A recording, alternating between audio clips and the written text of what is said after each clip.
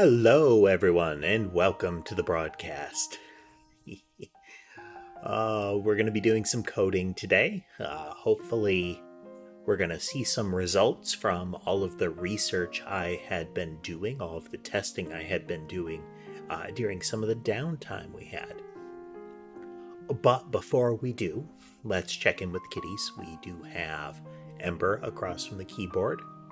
And we have Sky, Mason, and Sherbet on the bed. I finally found a configuration of the pillows that seems to get all of them on camera at once. Sammy is, or at least Sammy traversed the cat bridge. I don't know where she ended up. But yeah. Here, let me show you where we are. So this is my test project. So you can see it's sitting at 30 frames per second visual update, and then I have a physics frames per second. It's an approximation, but the physics, the actual calculation of the movement, is running in its own thread. This is not just the Godot physics call running in its own thread. This is the updating of the entities. When the physics tick comes around, it jobs it off to another thread, or it hands off to another thread. So let's watch what happens. It's going to scale up to 10,000 objects. Oh, hey there, L Gamer, and thank you. So here we go. These aren't animated objects, they're just sliding Godot icons. Now we should see the physics frames per second. Oh wow, it did pretty well that time. So that was 10,000 objects doing one movement calculation, converging on the center. Held pretty steady at right about maximum physics frames per second. You can see the icons are starting to reach their outer circle. We are going to see, you can see some distortion as they spiral back out a little bit, but ultimately works. So then, if we go in, and what we're going to do, we're going to show you the difference. It's not Entity Manager, it's the minimal entity. Now I'm going to have 5 movement calculations. Same calculation 5 times. Let it warm up. Now physics frames per second is going to drop here. So we're down at 20.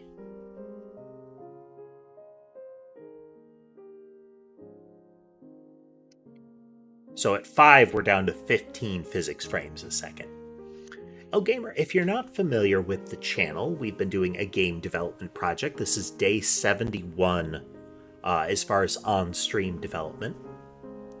I've been doing testing on this particular program that we're seeing here. Been using it for testing for optimization of the game. So 10,000 objects, 5 movement calculations. We're getting 10 physics frames a second. And then this would be the worst case scenario as far as how we're proposing that the actual game goes. 10 movement calculations. 10,000 objects is too many, by the way, but this holds out with like 5,000, which is, while not 100% within reason, it's not out of the question. I really would like to hit that 10,000 if we keep the number of things that can be spawned at once multiplicative. So at about 3,500, we start the physics frames per second dropping. At about 10,000, we've lost 10, but we hit about 15 physics frames a second. This is not terrible, but you can see it does give us some choppy motion. looking at the way the performance is going, all of the cost is in the movement logic, is iterating over those movement functions. They are simple calculations ultimately. There's some distance calculation and similar, but that's really simple stuff when you think about it. The thing that's so the raw cost, so even if I reduce the complexity of the movement down to just move in a straight line to the center, we still get a tangible frames per second loss. So yeah. What we're going to be doing today, just check something real quick here. Yeah. What we're going to be doing today is we're going to be porting over the code that I had before our node-only experiment recently to use this physics thread model. But to do that, there's an extra step, and that's to get a kind of a master entity manager.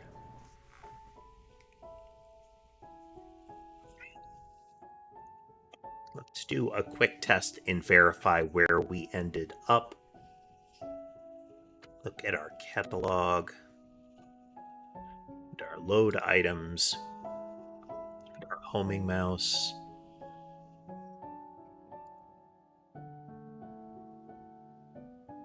What's the matter, Cindy?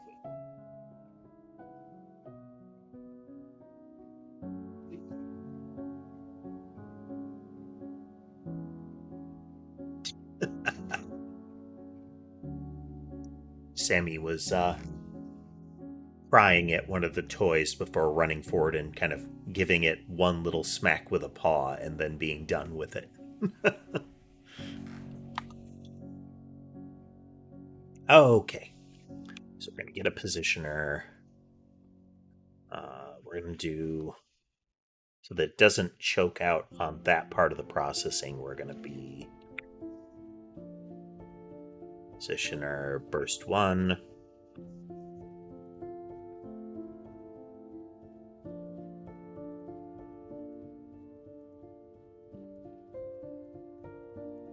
Use 5360. Then we're going to look at our positioners here. And we'll just make that spawn 50 at once.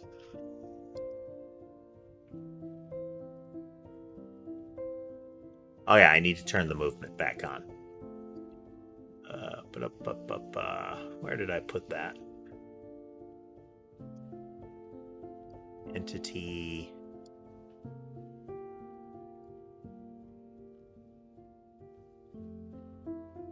Pretty much, Tess. Pretty much.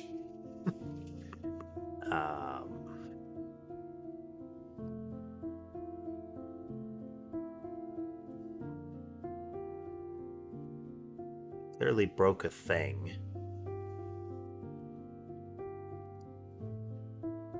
I think I know where it is. In physics process, we need to have the zone spawn.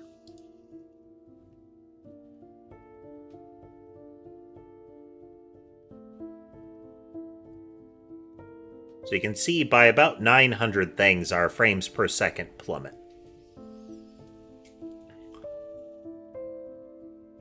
And by just about that 15 to 1700, we are down to like no frames.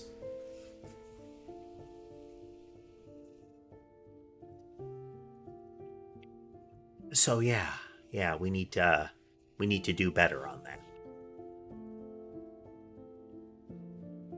So to get the thread model, the first thing I need to do is to have an entity management system, which needs to go above and beyond what we're doing with the pooling. Let's also, so pool minimum.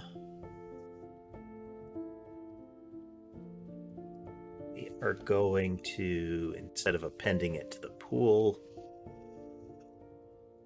we will always create one.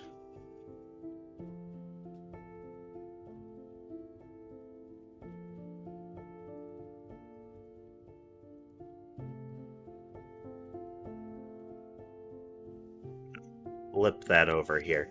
What this is going to do is never cache an entity.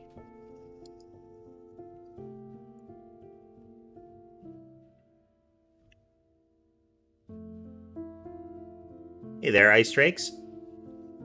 Well, clearly we have a problem here.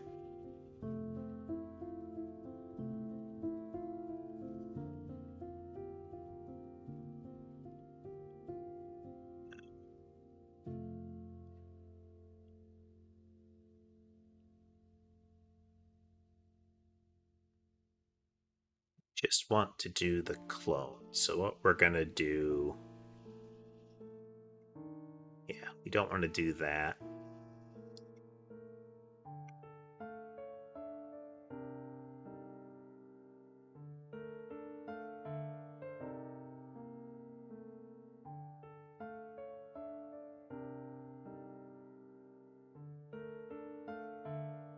So never caching entities.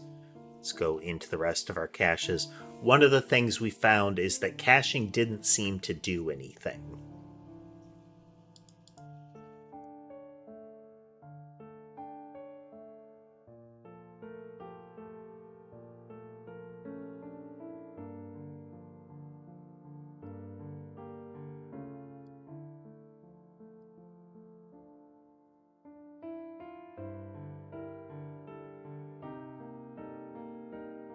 Rid of it.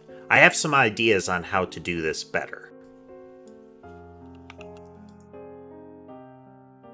Not the caching part, but just the, well, kind of the caching part.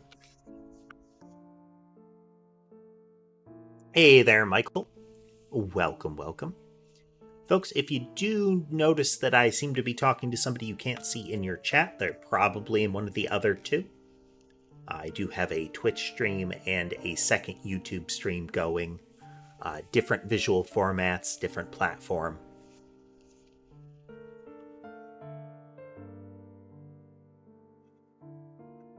Yeah, I finally got all three kind of cat napping spots there on camera at once, so we can fully see them. Well, almost.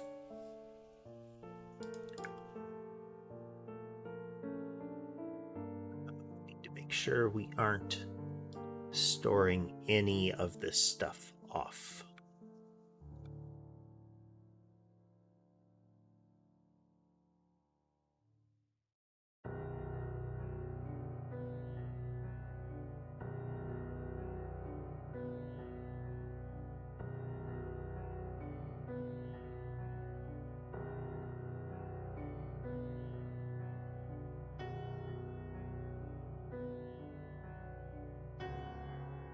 So what we're doing is we are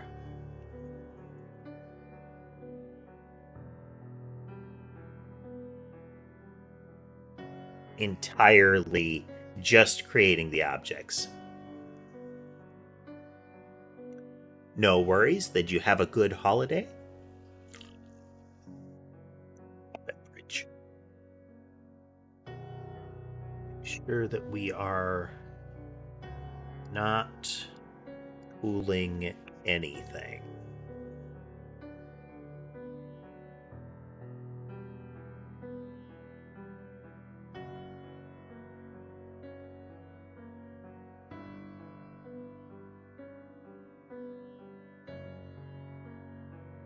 No pools. We'll come up with a different way to try to save time on this. Assuming we keep going with this model, I've figured out a way to make the shapes less fragile as far as being in an area. But we've still got to wrangle that. And some of that comes from the experimentation that we did.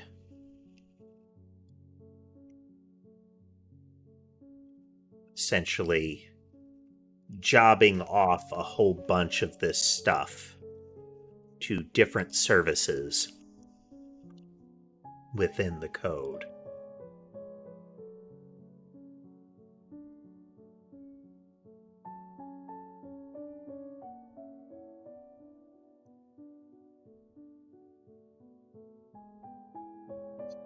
Points, shapes.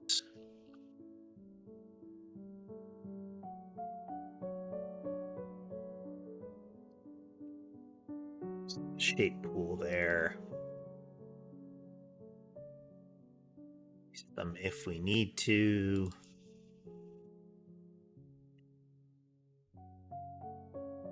Not add it to the pool.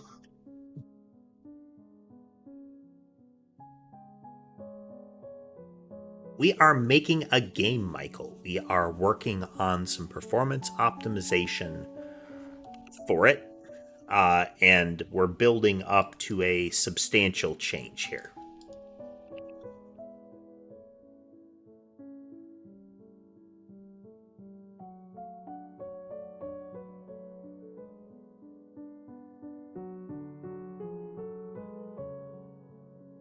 Move on it.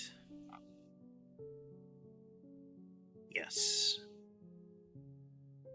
Let's make sure it worked.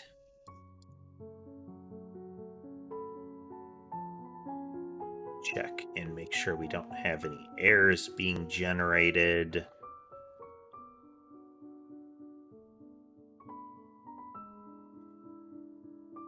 Okay.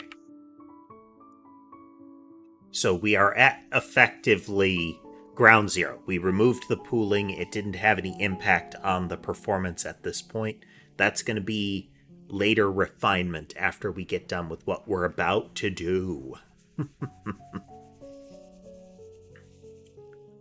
What you doing, Sammy? So, how long has it taken us? This is day 71, Michael. I have been doing some pretty extensive testing off stream, more and more lately. But stream 71 so far to get to that point. Okay.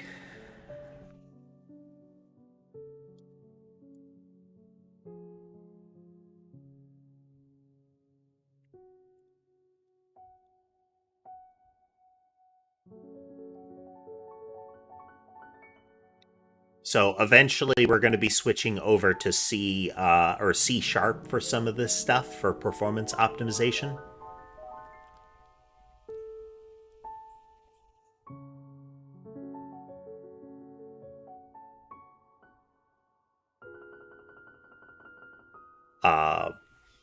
And to do that, we're going to have to load up... 1 second. Spiking audio there a bit, sorry. We're going to have to do a different... we're going to have to use the other executable. My microphone can't decide whether I need to do plus or minus 10 decibels during stream or not. Okay.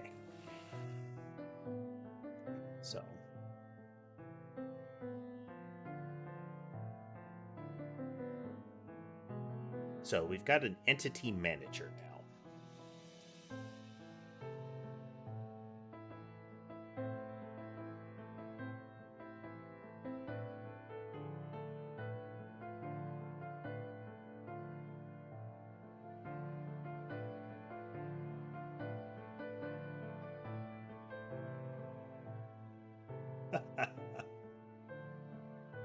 I get that with Sky sometimes, Michael. If he wants attention and or wants me to refill the food dish, he will sit right next to my mouse hand and he'll kind of roll around and grab at the mouse.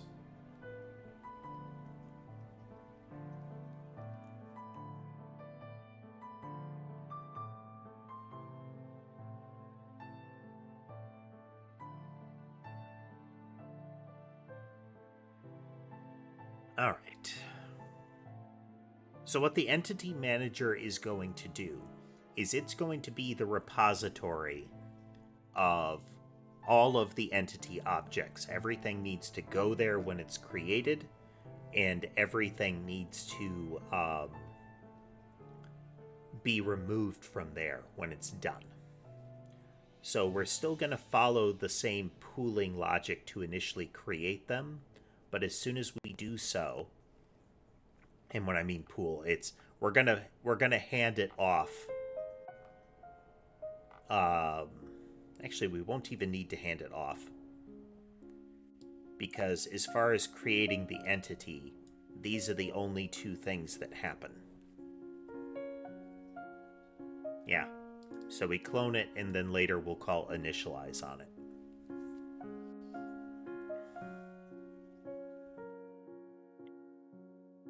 All right, so let's...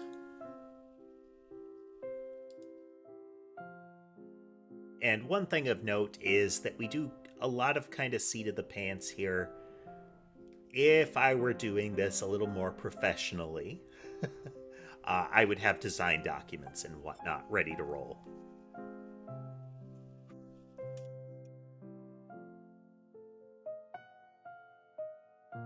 But we don't. I think, but we're not, and I don't.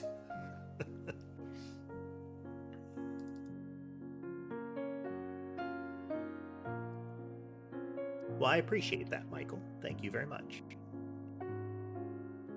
Okay, how we do?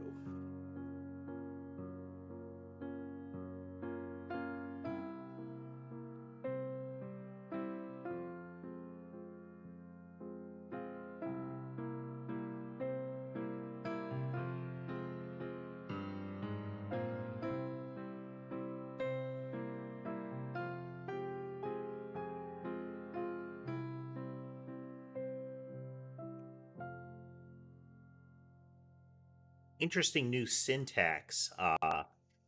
Godot 4.3, as far as the auto functions, it's actually started noting returns void. So explicitly you're saying it does not return anything.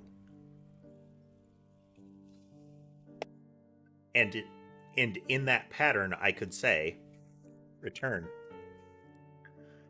Very C notation there.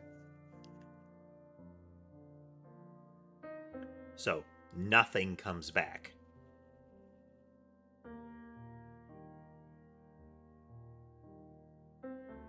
But common notation is pass. It's just a closing line here.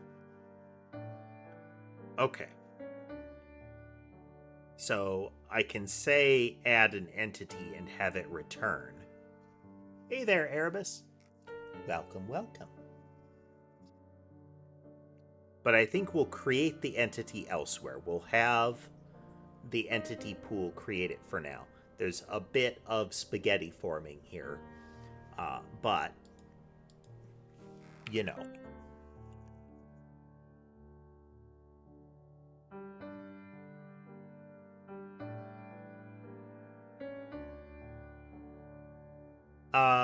Given that, well, it's going to depend.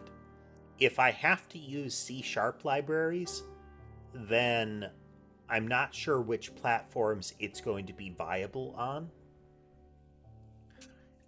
Using C libraries and similar constraints where you can launch it. I believe the C libraries can still be compiled for use on mobile, but not on web. And then we have function.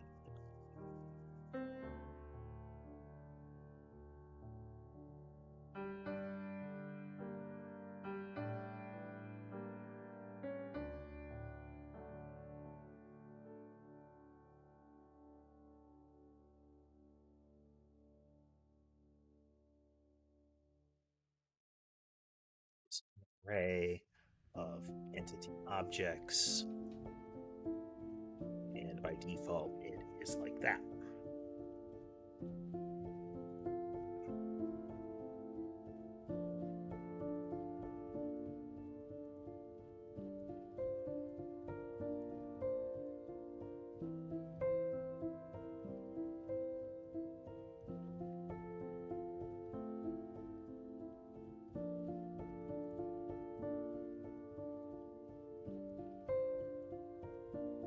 hello, Sky. Hey.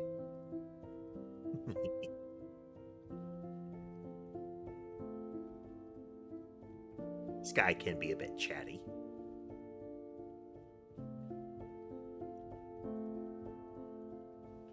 Are you going to sit with me?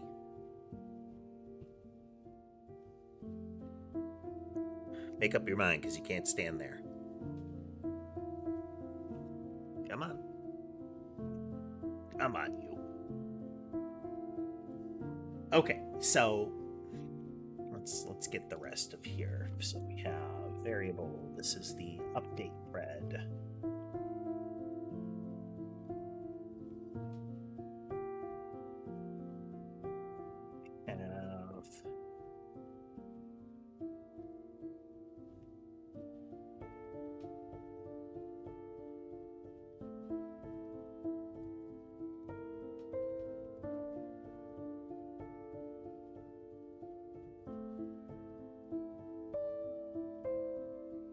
The body that you see before you, Michael, is about 3 or is it about 4 now, Tass? At least about 3.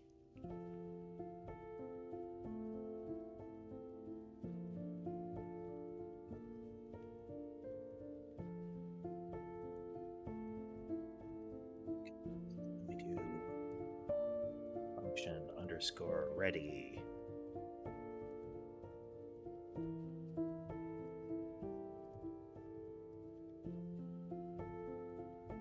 Red.new.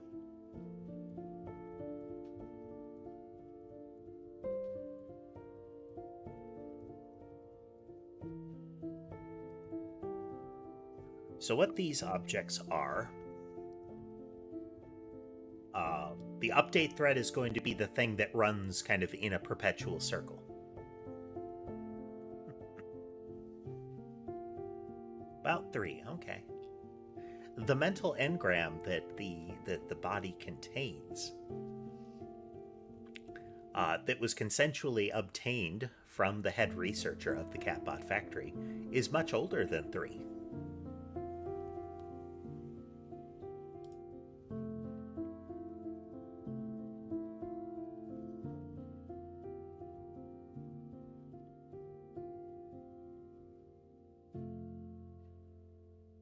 So this, the update thread is the thing that we're going to be calling into in order to, or that we're going to be utilizing in order to update all of the entities. This is the thing that's going to say, okay, entities, all of you move. Everything that's in that collection there. We should actually have variable entities to remove. Array of entity, just like that.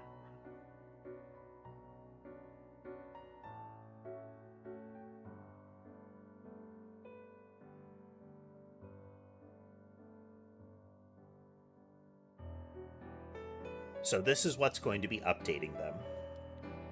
This is a gatekeeper for messing with the entities collection. So only one thread is allowed to touch the entities collection at a time. And the same is true for the toAdd array and toRemove array. So we have a toRemove and a toAdd mutex. We have these collections because they're pool locations. If I want to remove one, I add it to the remove collection until the physics tick comes around again. We remove them from the list, then we add things to the list, then we process the list. But one of the things that having the toAdd and the toRemove will allow us to do is reduce the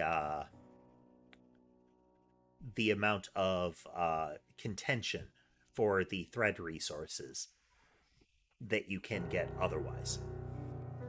Because if if I were to add directly to the entities collection, then every time it's trying to update the physics, it would have to hold the entities lock it has to hold the entities lock the whole time, so nothing can add to it or remove it. Only about half an hour, Benny boy, and welcome.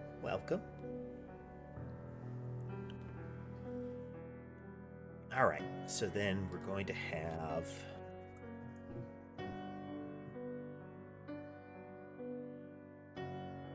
another fun thing I learned. Region default methods.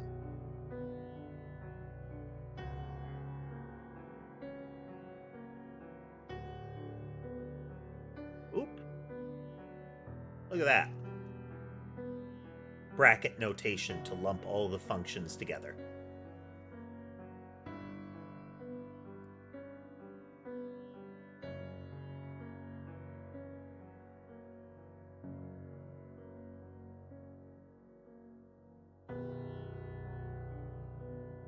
Organized code.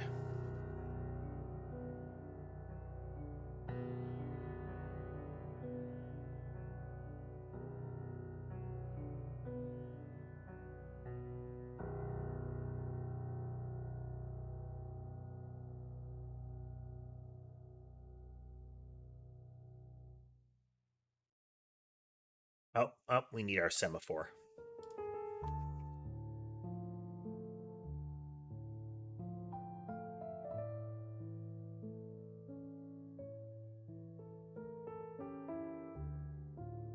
What the semaphore is for, is essentially a moment in the thread that it will wait until the semaphore says you can go through. It's another gatekeeper, but instead of it being an indicator that somebody has claimed access, this is it's kind of like a stoplight. I'll tell it's the thread will wait on it, and then the physics tick will tell it, okay, you can go now.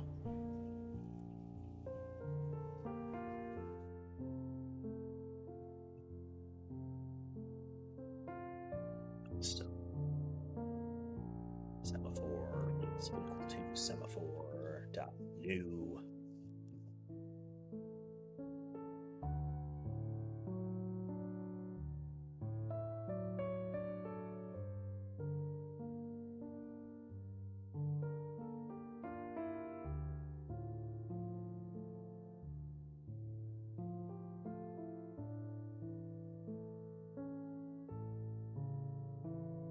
So then we have variable exit thread is equal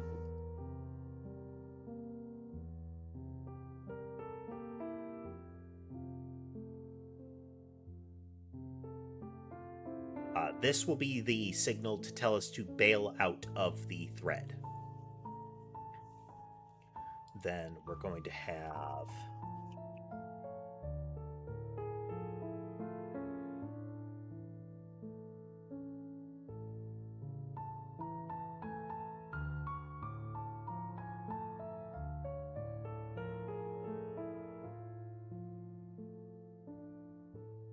I don't want to have to need this, but for now, we need this. What accumulated delta will be is that until we're able to take a physics tick and apply it to the thread, until the thread is done processing, we are keeping these deltas in saying, okay, 13 thousandths of a second have passed, but we're still doing the entity update.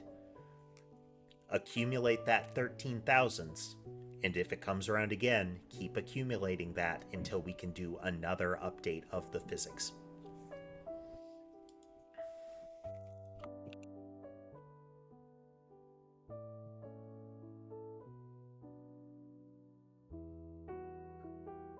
So here we are updating entities.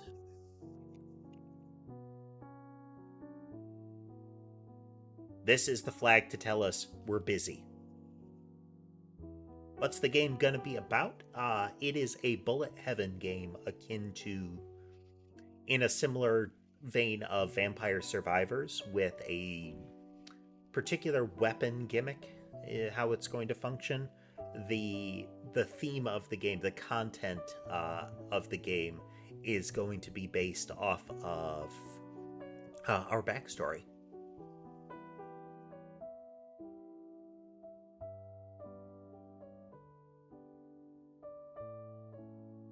So, while true for wait.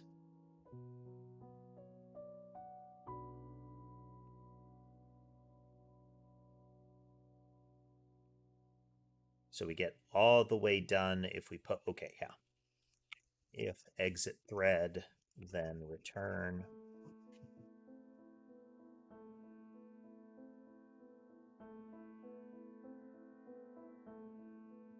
So what this is doing, this function will just run forever. It'll just keep spinning. At the start of the loop, it says wait for the semaphore. So until somebody calls semaphore.post, they use this variable and say post, this will sit right here.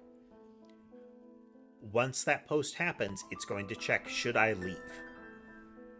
So the end the thread pattern is to set exit thread equal to true and then post. Do I know Demon Slayer? I know of the anime. I've only ever seen essentially the pilot episode. Episode 1. Seems okay. I generally don't go out of my way to follow shonen anime. It's not that they're bad, it's just I have to choose where I spend my time, and that's not my primary choice.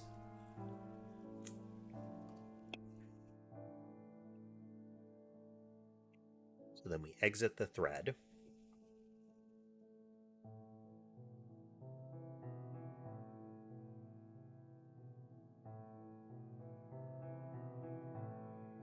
I only know the look of the main character and I guess their sister or something like that. That's it.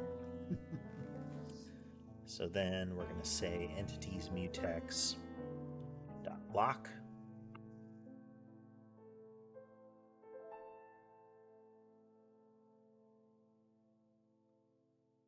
So this is where we're going to mess with the entities collection. We're going to loop over it. We're going to update it.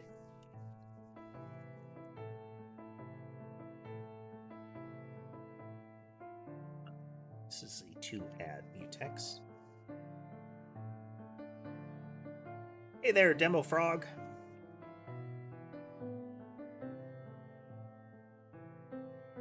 You know, I had never done threading until this research.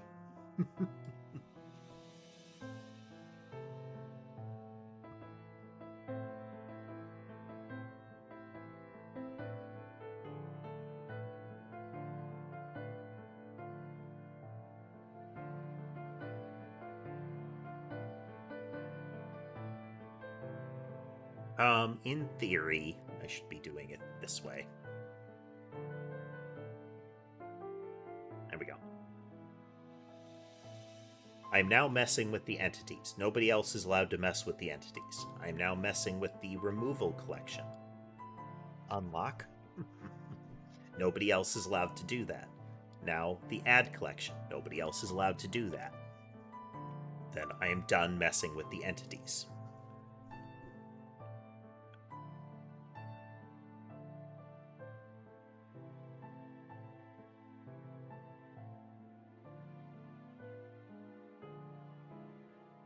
Entity in as entity in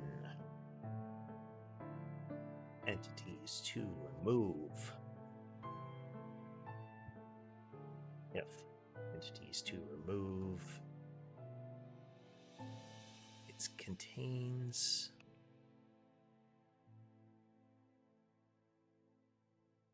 It's going to be find.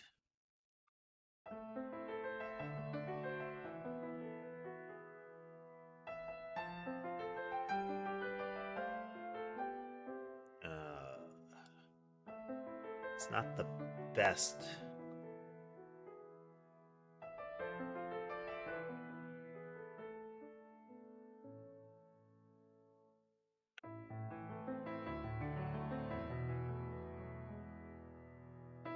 If we find it,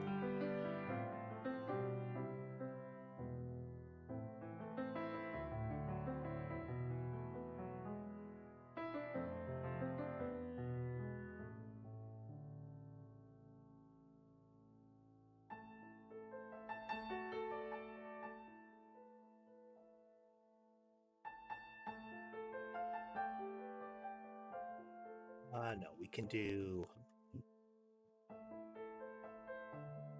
we're going to do all of that here.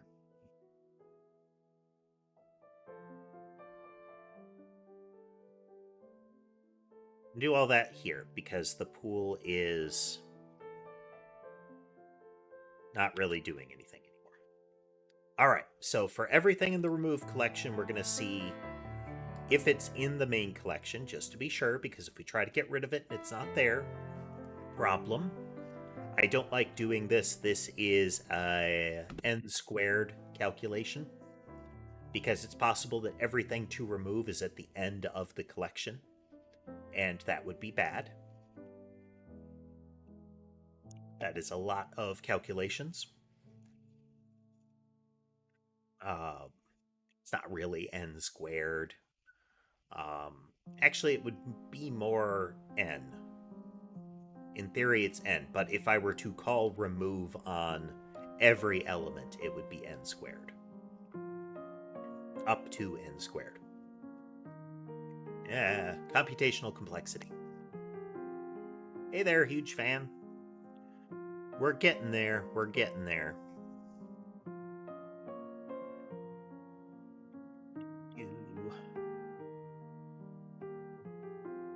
Don't find it.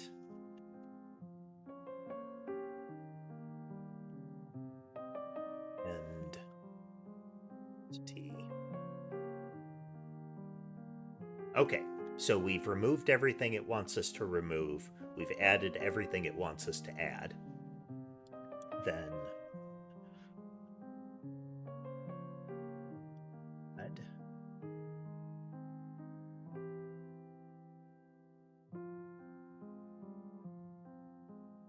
Entities to remove dot clear.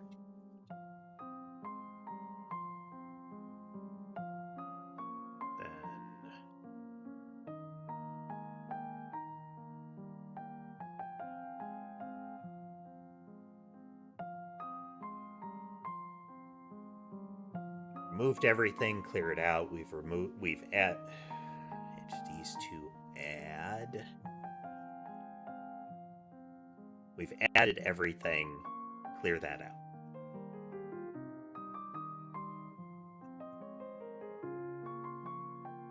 Or entity, which is an entity in entities.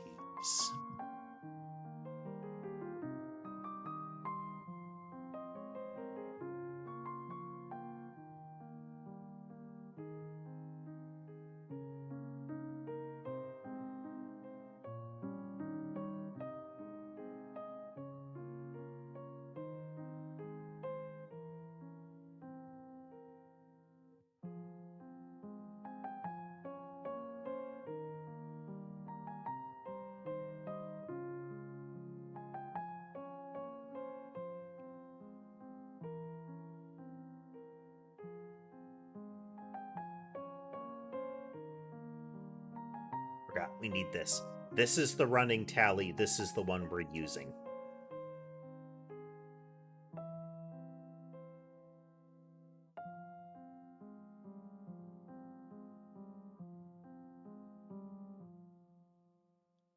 So now we're iterating over all of them and telling them to call their move function, which will in turn call each individual movement's move function.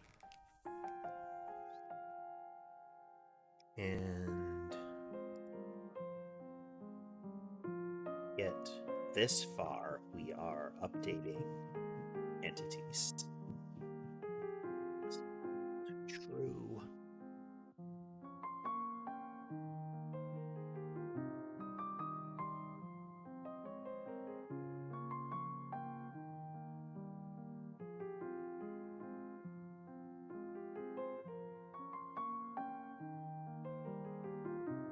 We can put it after the mutex.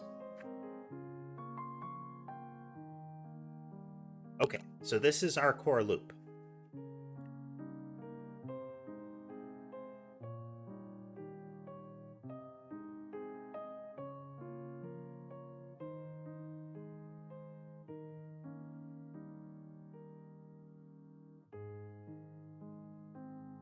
So we come in, we're ready to go, we're not exiting. We are beginning our update. We lock entities. We lock removal, and we go through and we remove anything in that collection.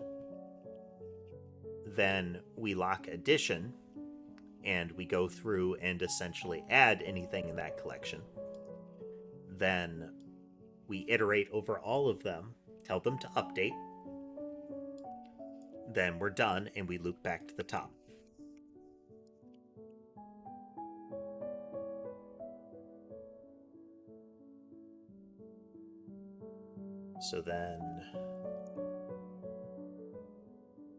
So here's our ready.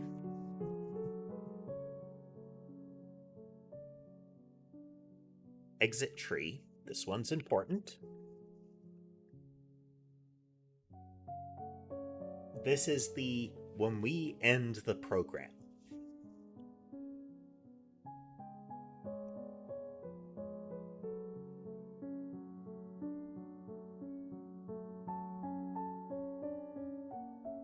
Don't think we need to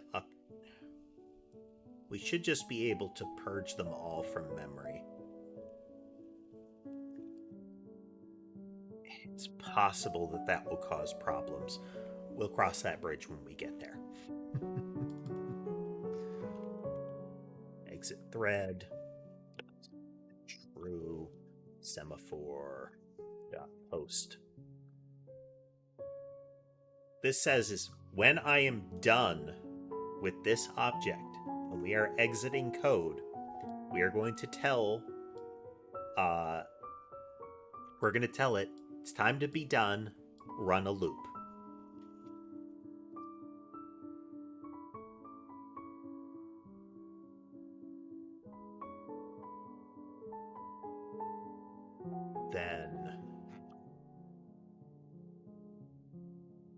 So here's physics process.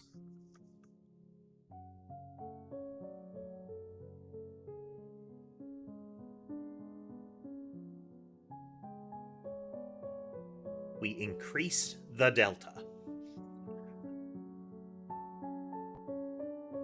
If not processing.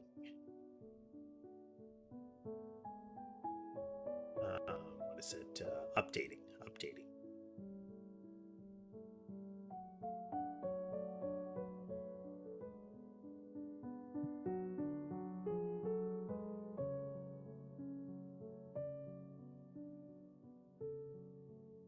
Say current delta is equal to accumulated delta.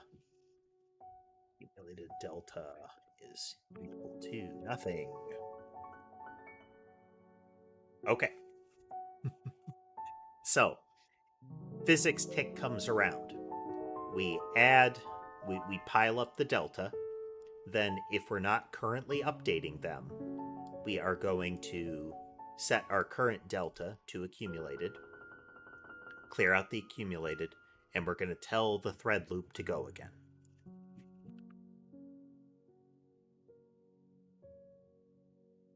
Which, whenever we do this post, what that allows us to do is get past this.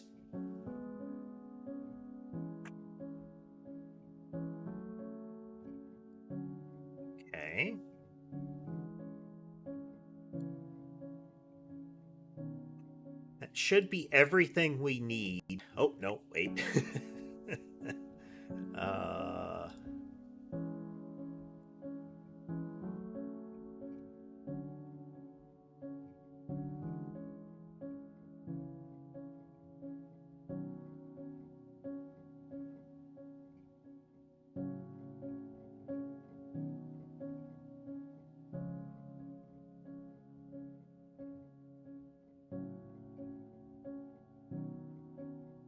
not necessarily the best name for it, but okay. So as soon as it's ready, we prep all the variables.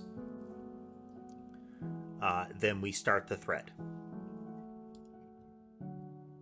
So at the moment, this doesn't do anything other than start the thread.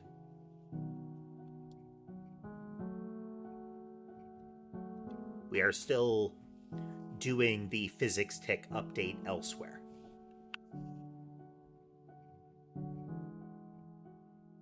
So now we go into our entity pool. Everywhere that's doing the creation is going through this currently. So we are going to do entity manager add entity.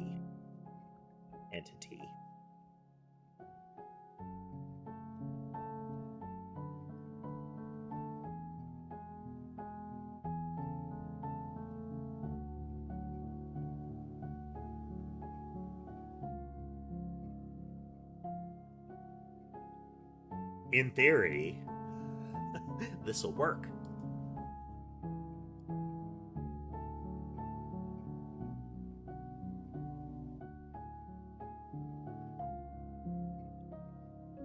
Okay. Oh.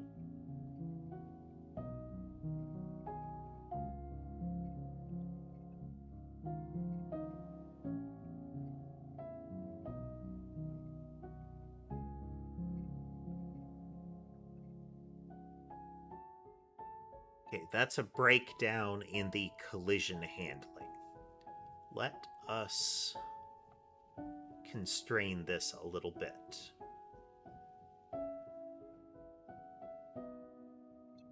Object.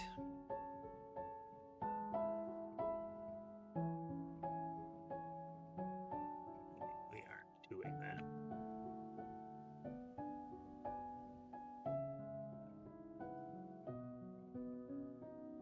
Oh, okay, that's gonna... It's our physics tick.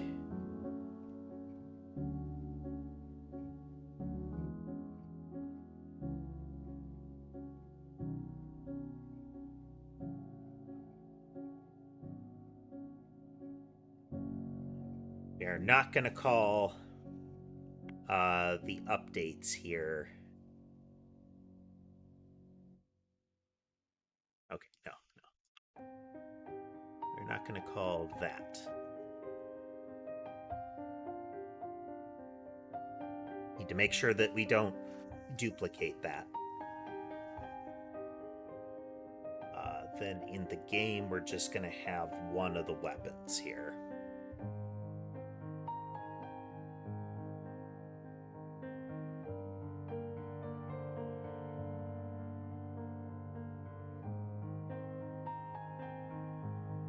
Okay, so we're not getting our physics function actually called.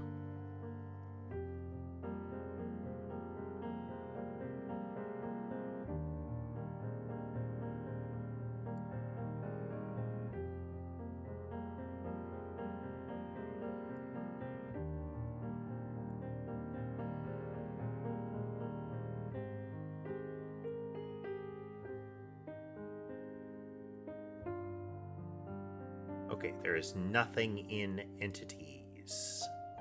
Oh.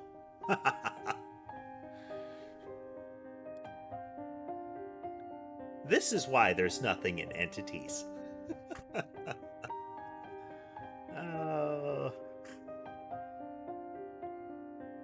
Add mutex. Dot block. Unlock. Entities to add. Dot append. Entity.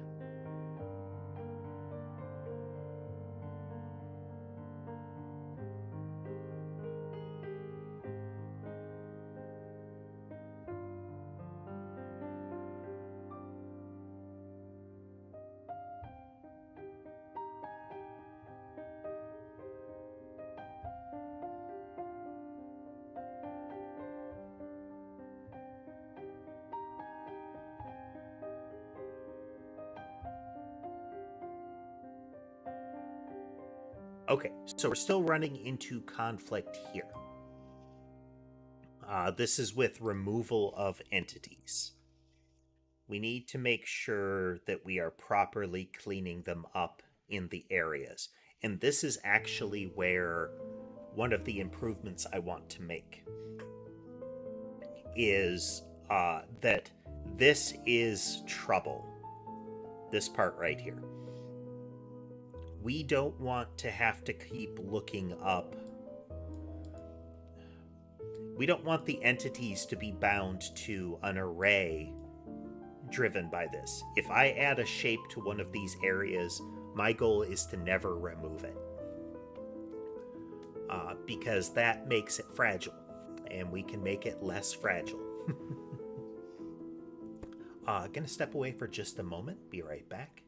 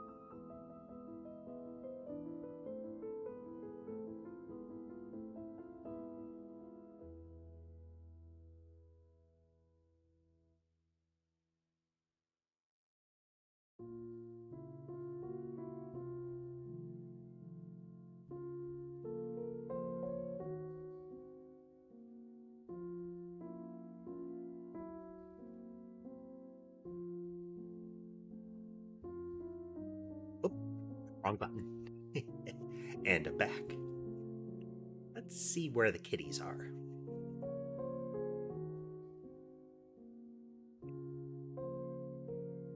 See Sherbet laying in the play area. Mason is settling back in. Put the camera on Ember.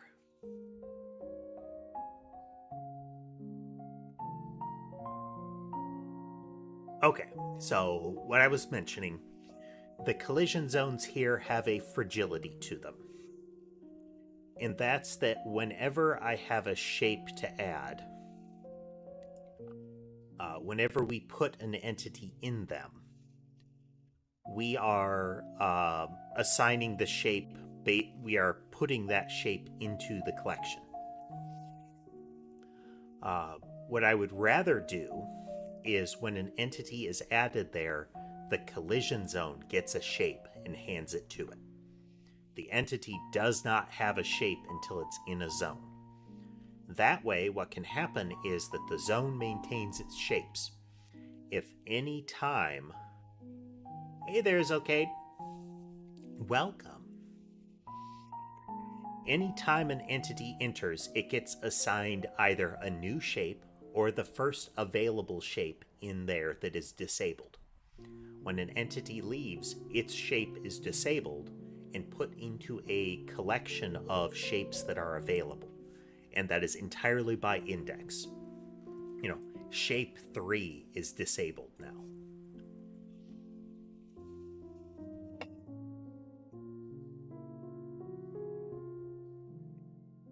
should help. Okay, so we're gonna do a quick we're gonna do some source control here.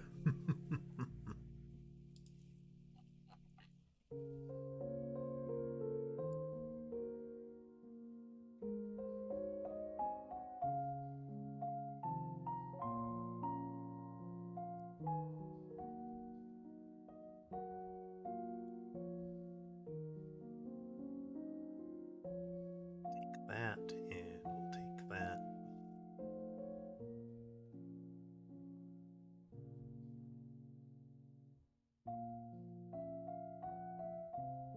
That is a commit.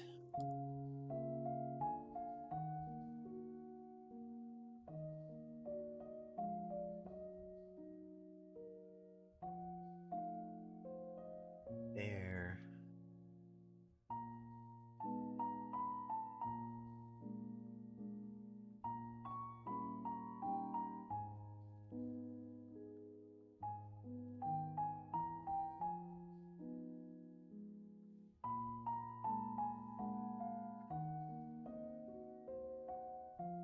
So we are adding the entity manager, we are stopping the collision zones from updating the entities, and we are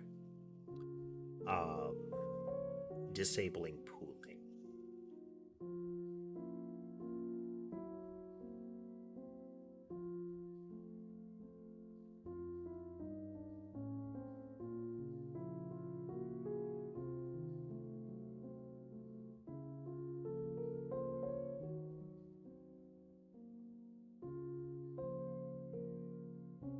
All of those. Okay. So let's look at collision zone. I'd like to get it to a stable state here.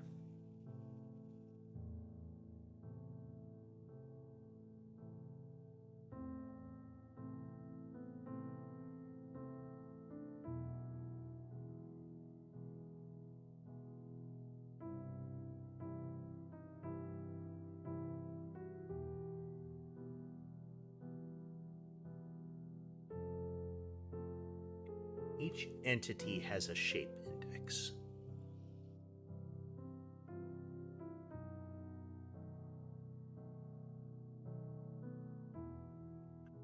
If instead we had a dictionary of entities,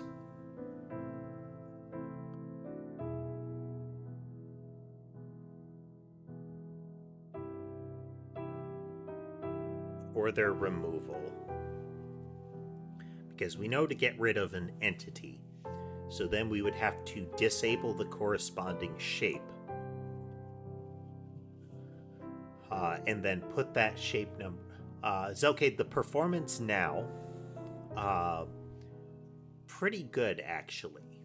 We're in the process of that, so let me show.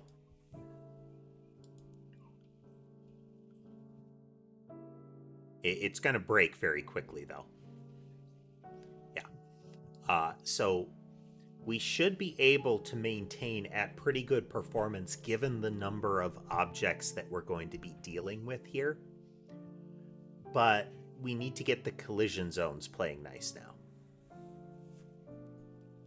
And part of that is going to be when we initialize the entity that we don't mess with the shape then. So get into the entity.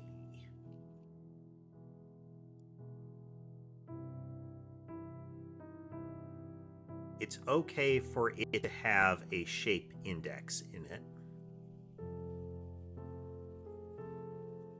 Yeah.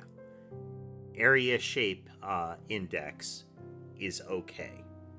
It doesn't need a shape RID, and it doesn't need an area RID.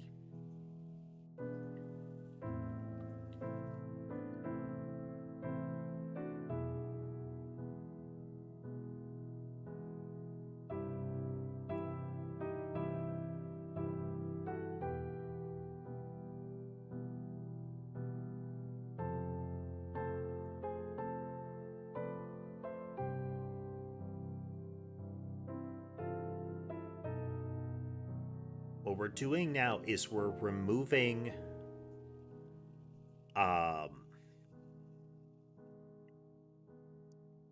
we're going to need to figure out how to set this. We are going to have a call to the entity to say to either get the rectangle for the entity or to get the dimensions for it. So either it's going to return a vector and say this is the scale of my rectangle. I think that's what we're going to do.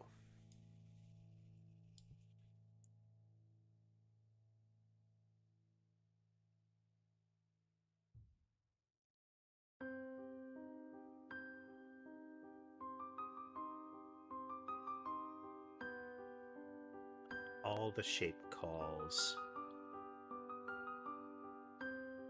It's going to be another one that we need to make sure that we don't.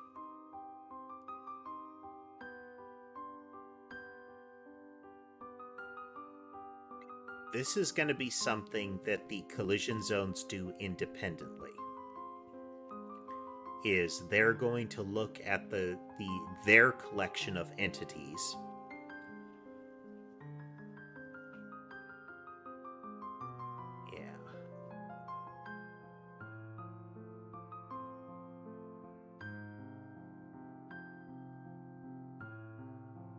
So, one of the things that we're going to be doing during this is creating kind of bridge objects.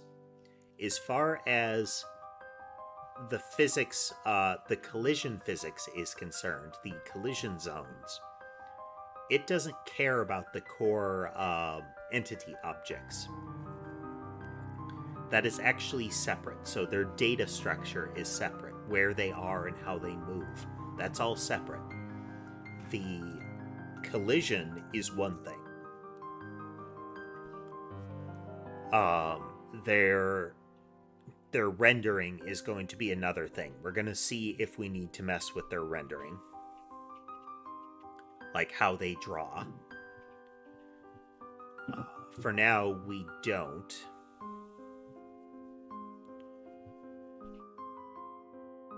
But that's one thing that we can note, is that whenever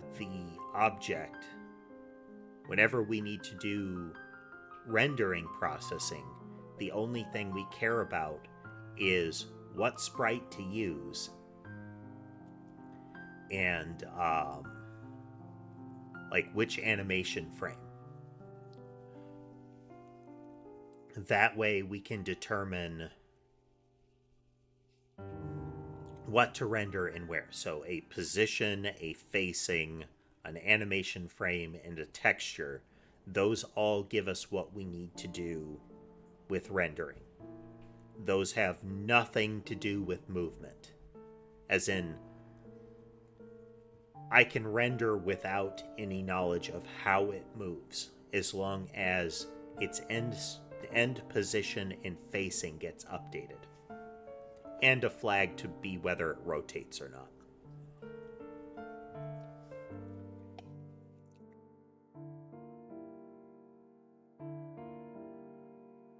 Camera 1 misbehaving.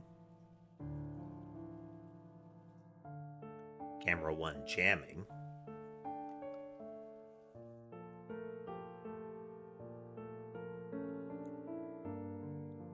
Okay. So we need something that is added to the collision zone that is not the actual entity. Yeah. So there is something that connects back to the entity and that the entity is connected to, which will be a bridging object.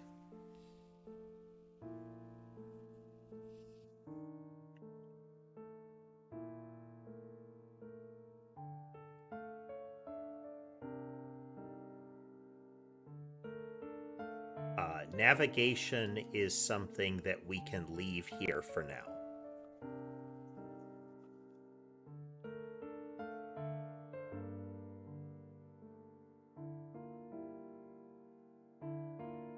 we do this, this will remove collision. So let's see what happens.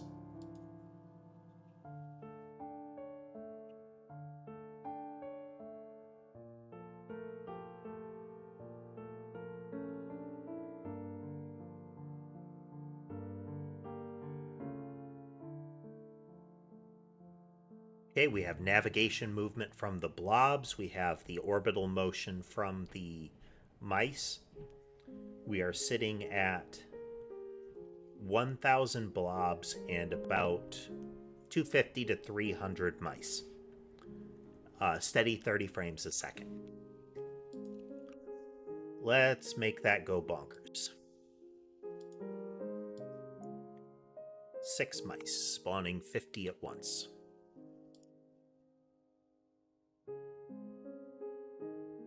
Now you can see there is a bit of a lag in the physics, and we do have some hitches in physics now and again.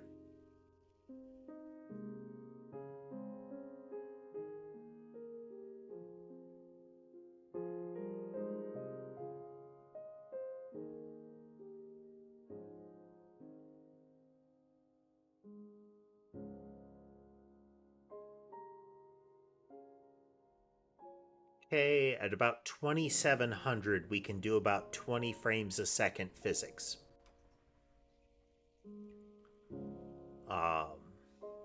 Not perfect, and that's with, I think, just one motion. Yeah, it's just one motion. One thing we can do is not do the physics processing if it hasn't been long enough.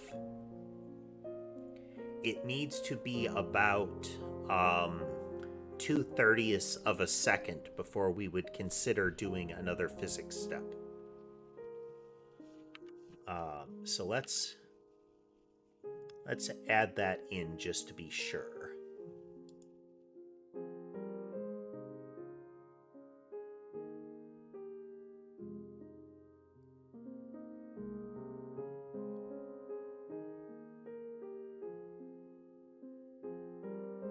Constant.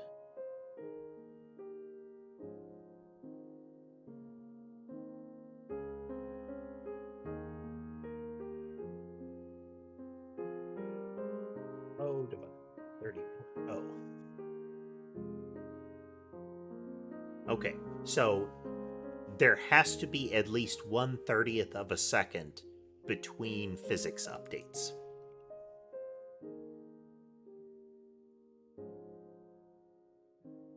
So our thread, then we go up into our physics tick.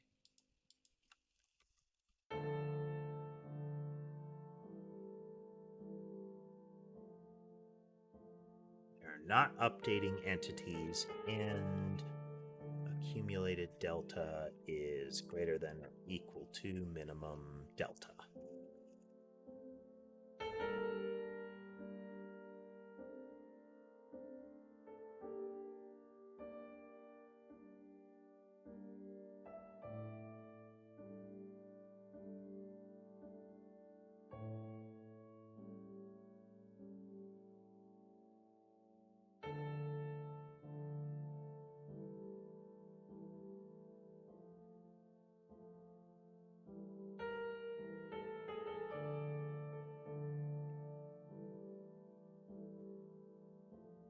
Okay, notable improvement, notable improvement.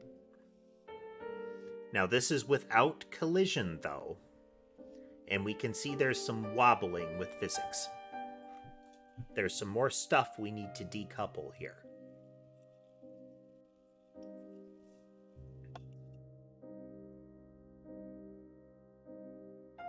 And we also need to fix some of the jitter on the blobs.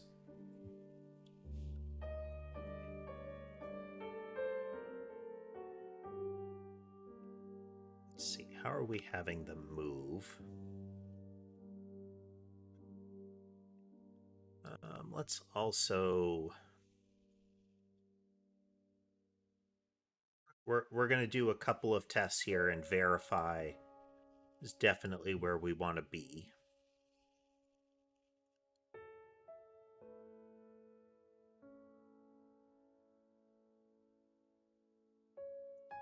do 5 for it. Let's actually do the 10. And we're going to go into the mouse and we're going to remove the burst.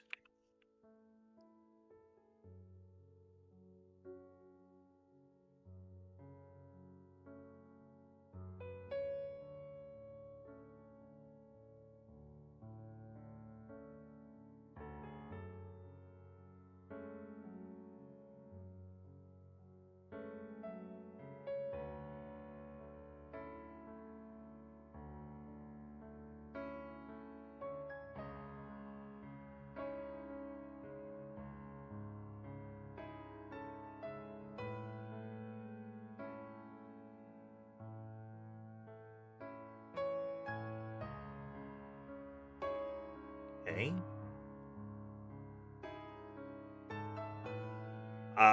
We're doing a little bit of stress testing here.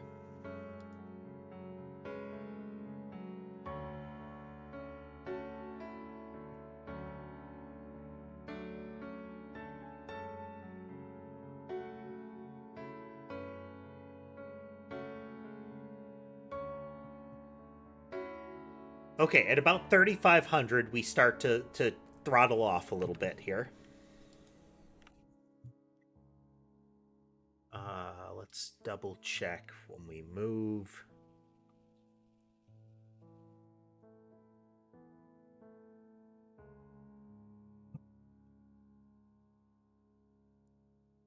If there's an agent RID and the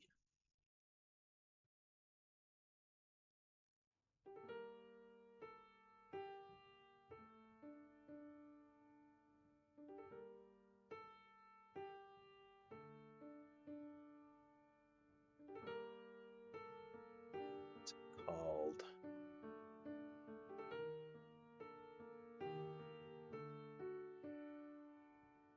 navigation avoid mask.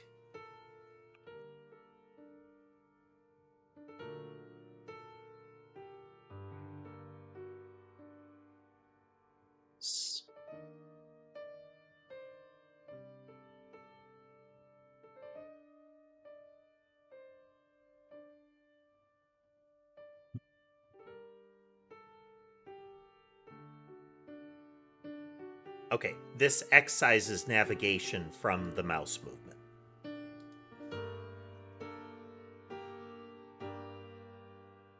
It has thrown off the facing too, but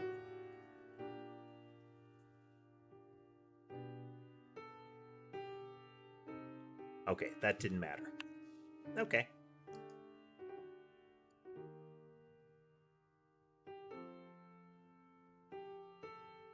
So what we are seeing to some extent is stage 2 of the problem here.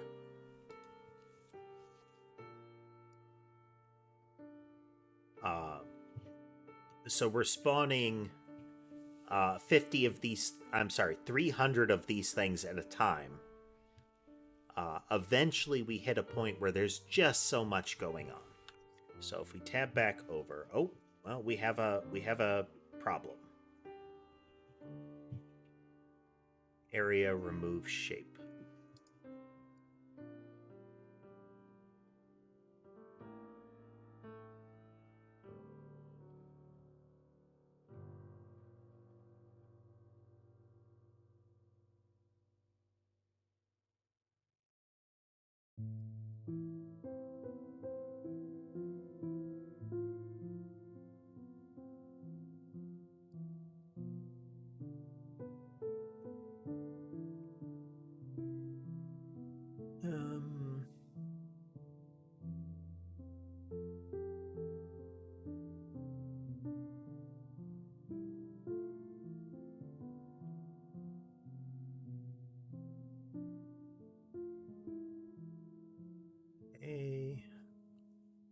So we've got an error case here that we need to find.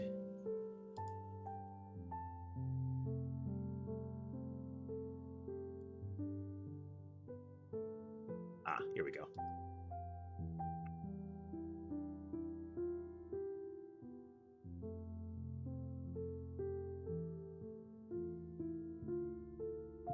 have an area RID. If we have a shape RID.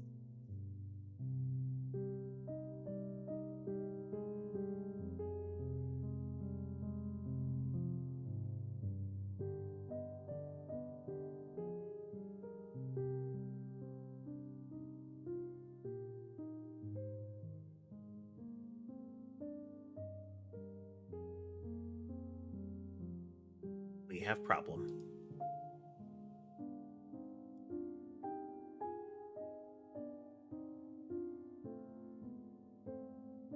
Agent set position.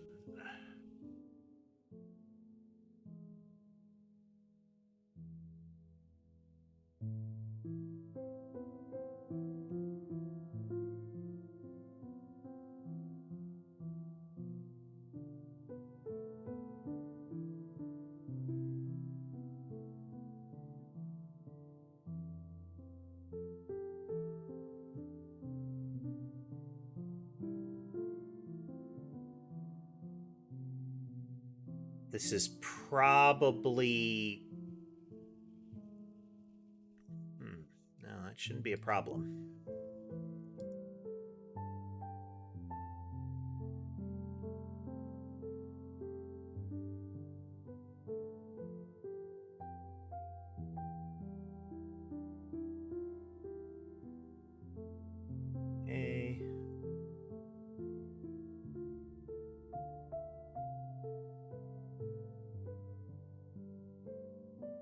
Okay, entity agent cleanup is having problems.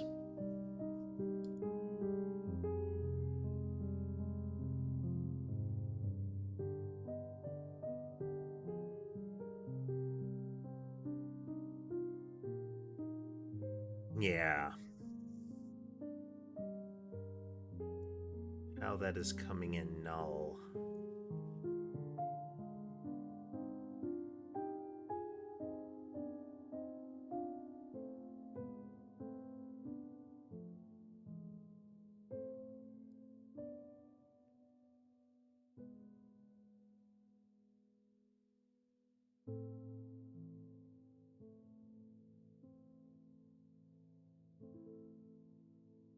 Neighbors, distance.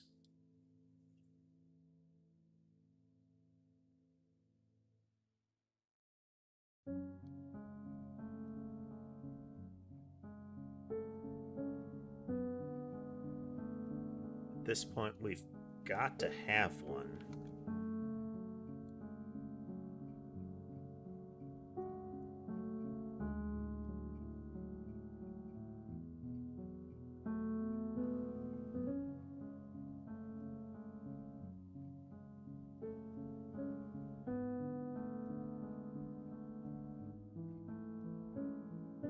So at this point, it should be gone. We should not have any other interactions with it.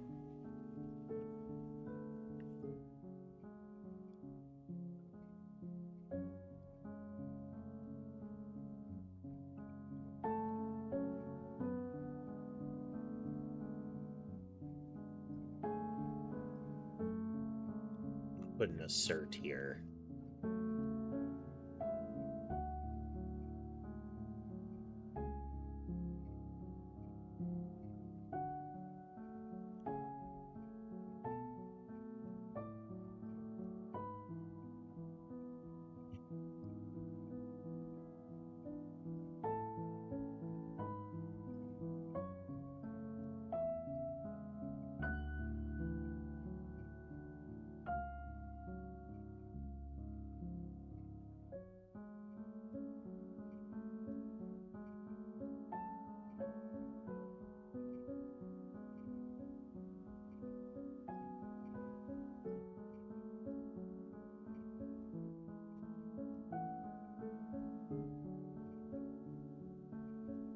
Wish we could see more of the stack here.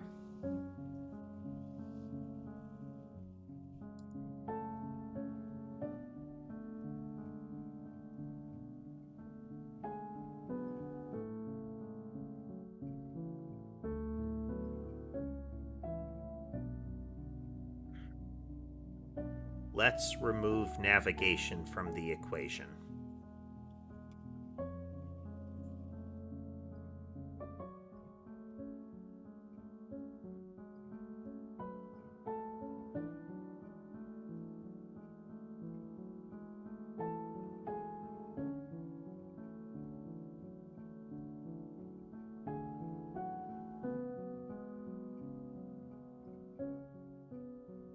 Whole other element I want to deal with here.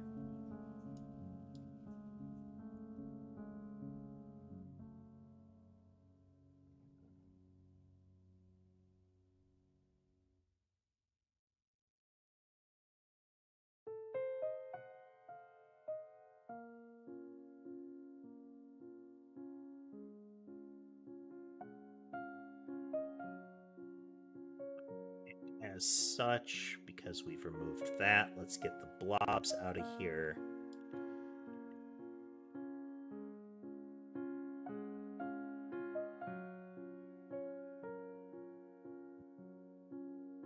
Oh.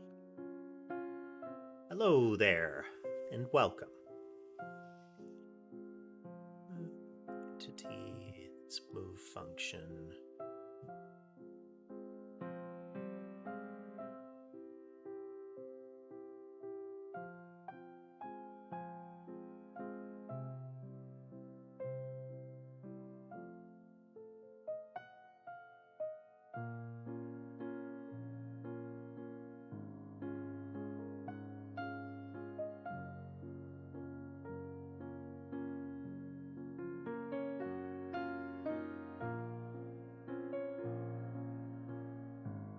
Okay, but we're not actually moving.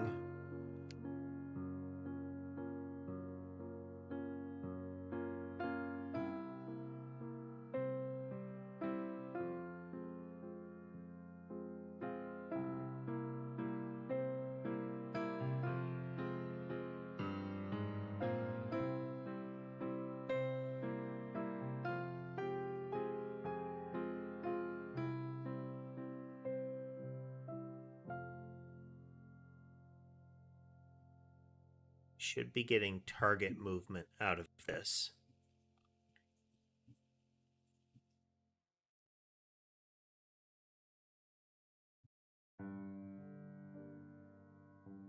Okay.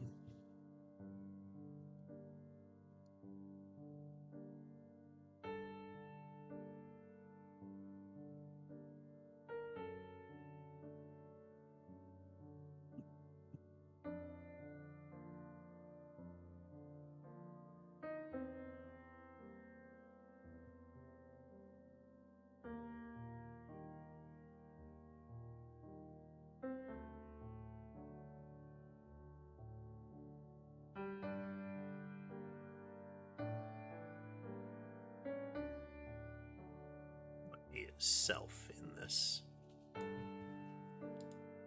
It's the player entity.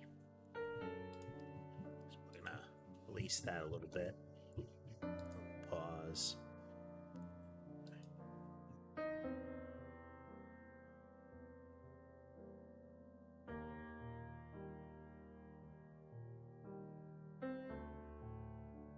This is a homing mouse. It should have a target movement, but it does not.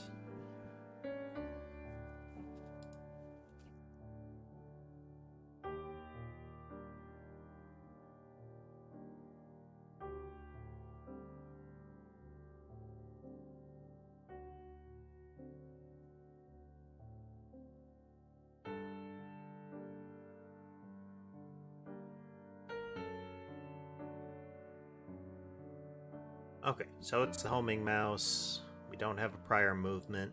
We update the values, we call move. No target movement.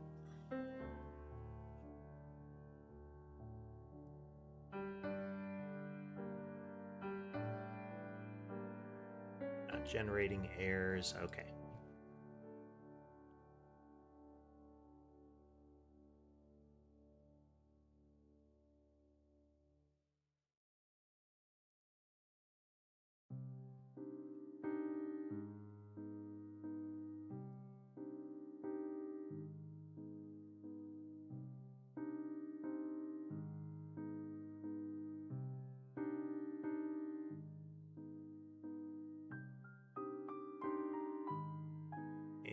should have an adjusted velocity now. We do not.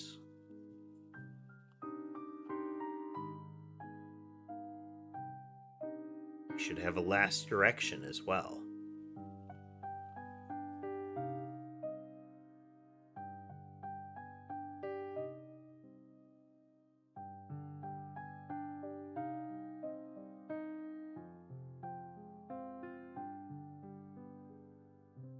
It's our turn angle.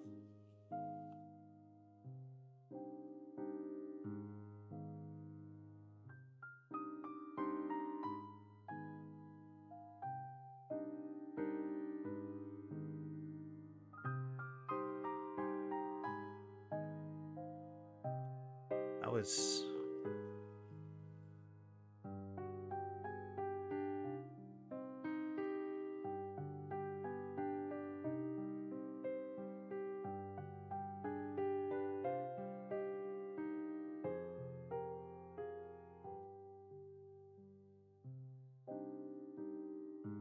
is going on here? Delta is 0.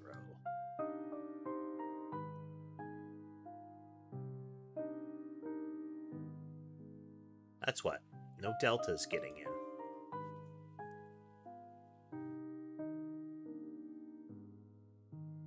But how is that possible?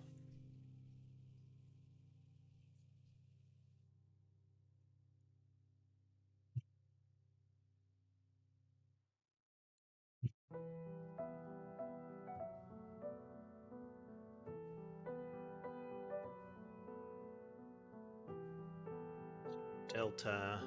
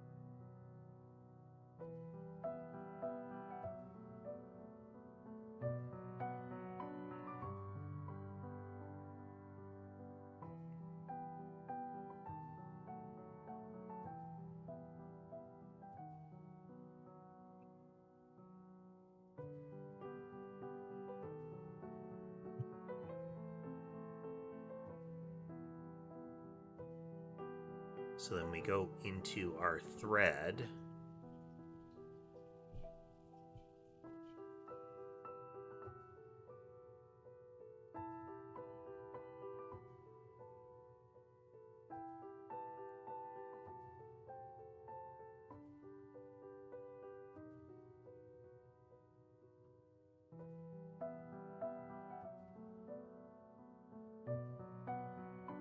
Current delta.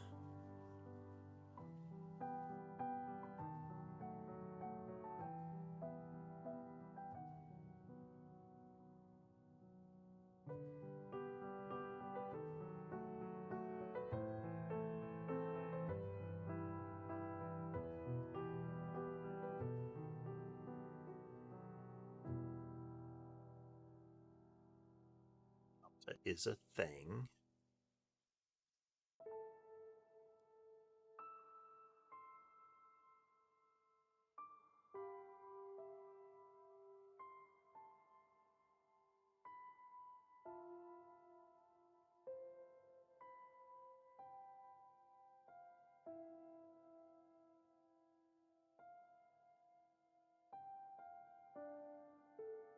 Delta's a thing.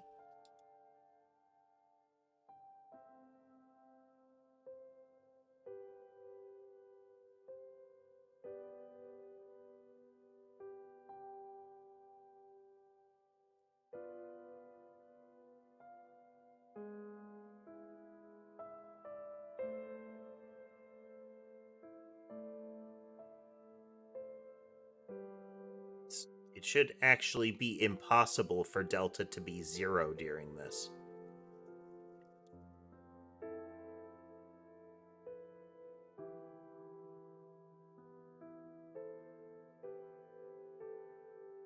It would imply they're just not moving.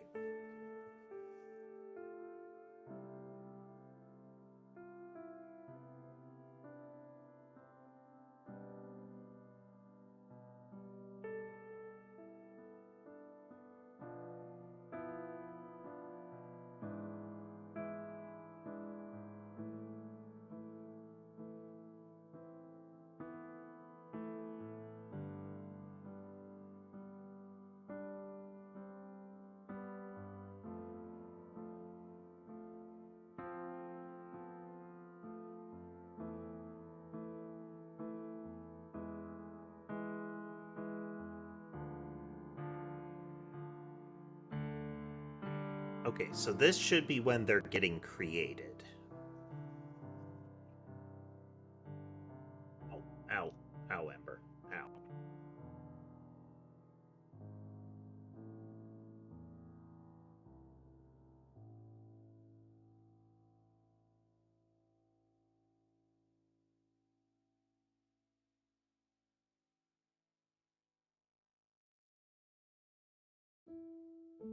You can move along. Yeah, I know.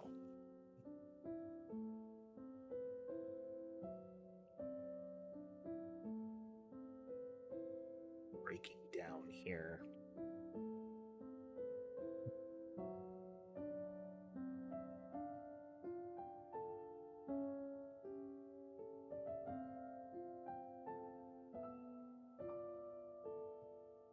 All right, so for those watching, what we're trying to figure out is why they've stopped moving. We've removed navigation from the equation here, but that doesn't mean that target movement should be any different.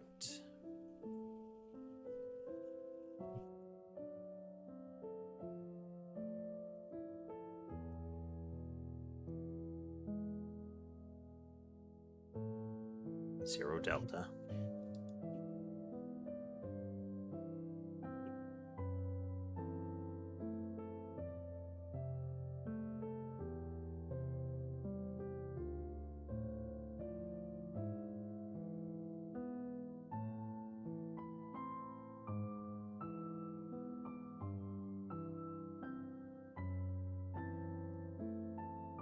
That's another optimization we need to make here. Hey there, Sayori. Welcome. Okay, so it's just not moving, is the thing.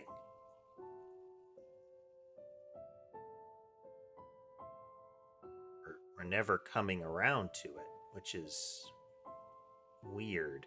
We're only ever calling entity move here.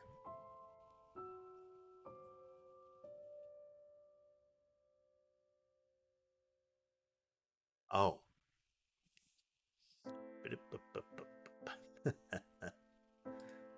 Okay. So previously, moving equals false.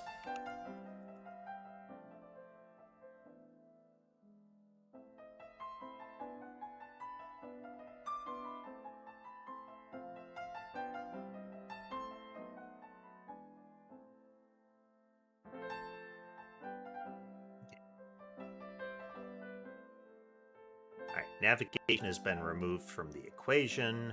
I'm going to spawn a whole bunch of them at once.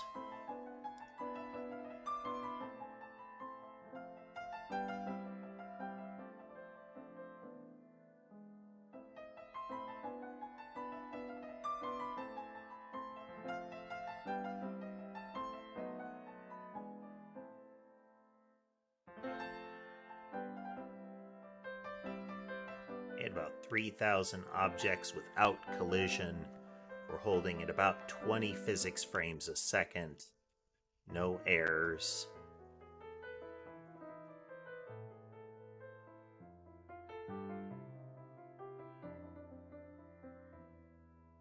What if more still?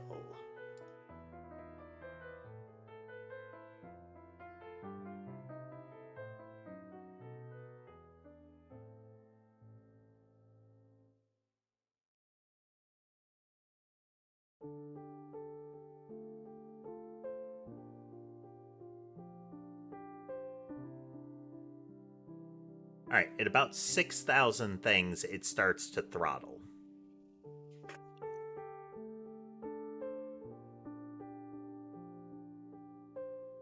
Now, there's also the possibility that some of the rendering is going wrong.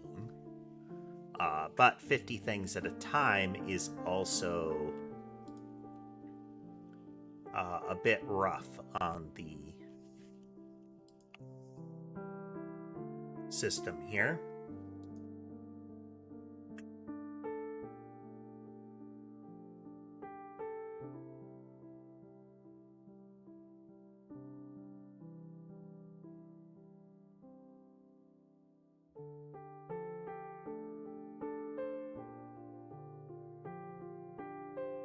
So we are getting hitches now and again.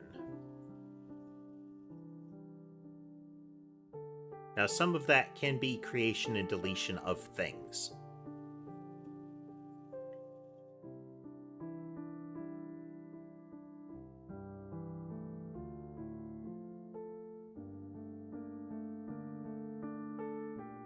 Okay, there's still refinement to be done.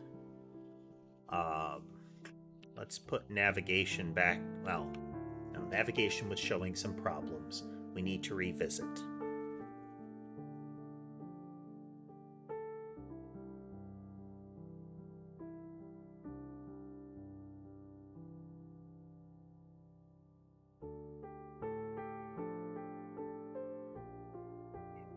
For science.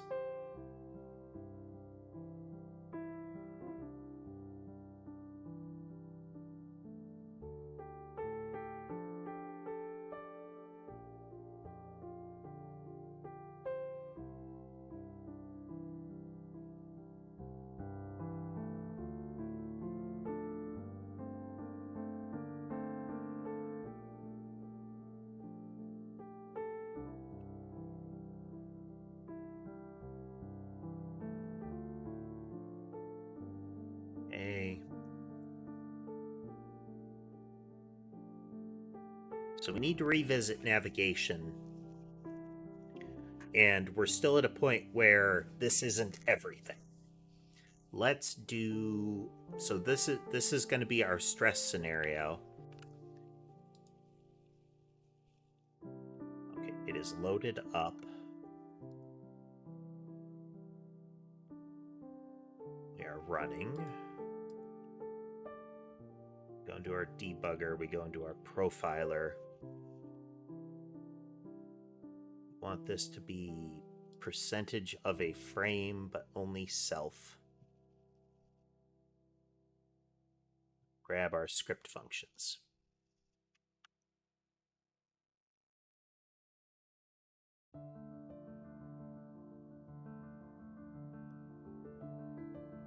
Pause.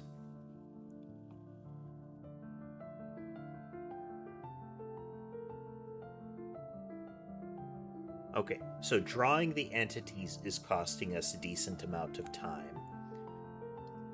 Collision Zone's physics tick is costing us some time, as is entity move.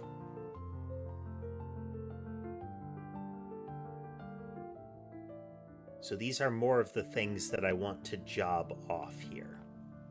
If we look at this, yeah, almost the entirety of our frame time is being spent in physics, in the rest of it. So entity move is not happening in the same thread. That's where things get weird for us right now.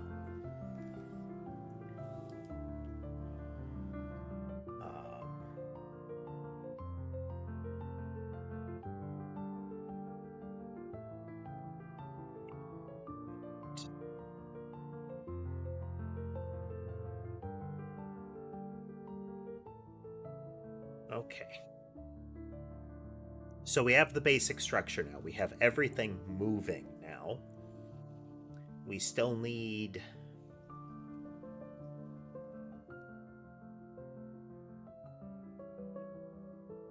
Now we need to start looking at getting the collision back in, because of course that is a critical aspect.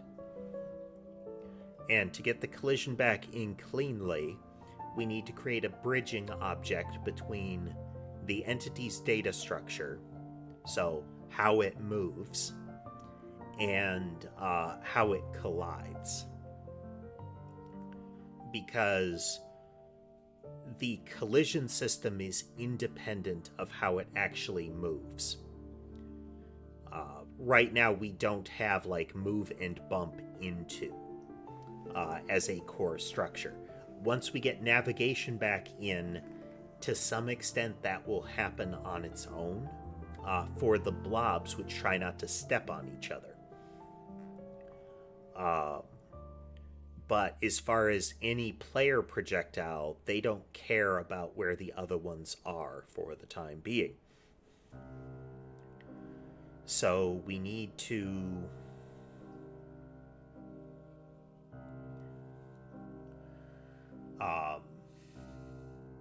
so we create that bridging object and we change the collision zone so that it handles all of the shape logic. It creates the shapes, it assigns them to the bridging objects.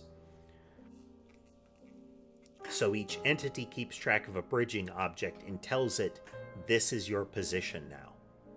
When that entity is done being moved, it tells it, this is your position. Then when the collision zone does its updates, it goes through and moves the appropriate shapes into their new positions. Yeah. That way, if the collision shape updating is falling behind the movement updating, or vice versa, it's they don't update until they get the latest information. That can mean there's some desync. It can mean that there's the possibility of missed collisions. But for the time being, that's what we're shooting for. If we get smooth physics updates, if we get that 30 frames a second, we should not be getting hitches in collision. So I'm going to step away for just a moment. I will be right back, folks.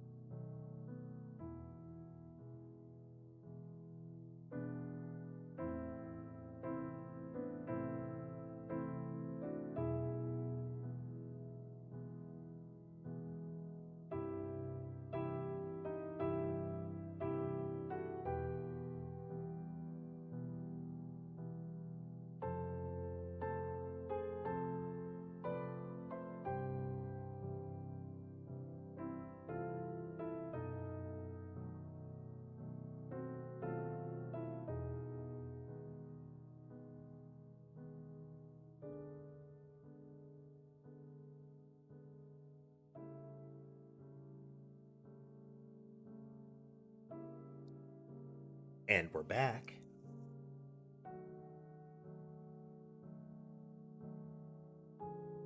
So, again, kind of first stage optimization here, which is getting the movement threaded out.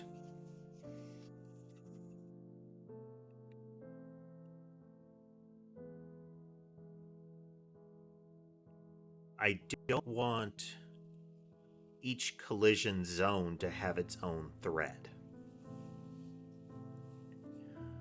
For the time being, let's leave the idea of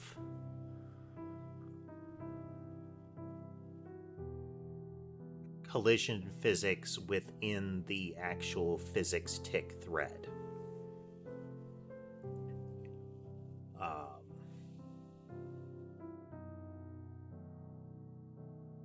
So that's the main thread.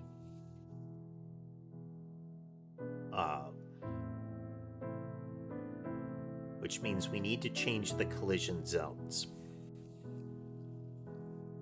And we need to have the entities handle that. Remove the handling of the shapes from the entities.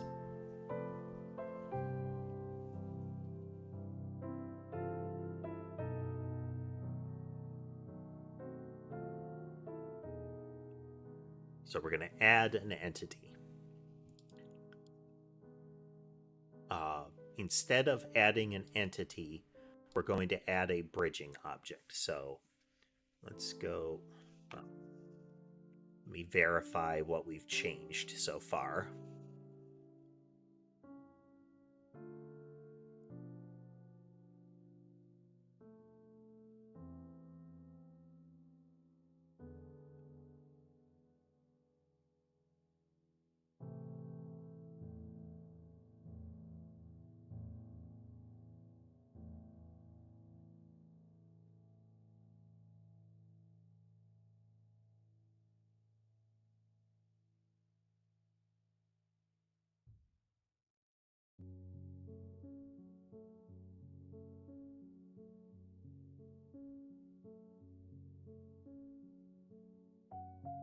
Okay. So here's where we get told that an entity should be removed, but we don't actually care about the entity getting removed. We care about the bridging object getting removed. So let's add that bridging object. We don't need a different enemy or item. Instead, we are going to create a new script, which is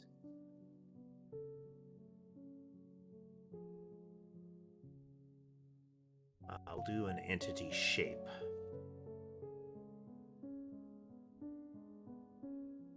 Also going to get one prepped, which is an entity visual.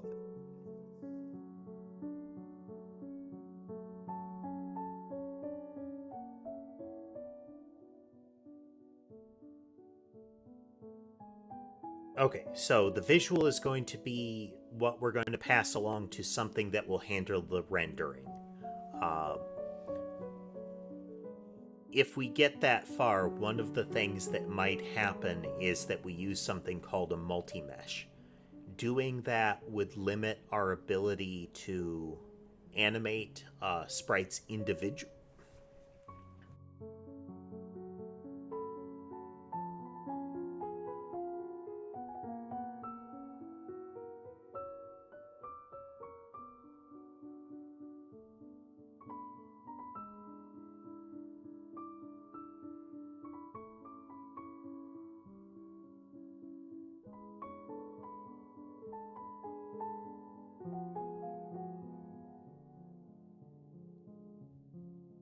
Cough.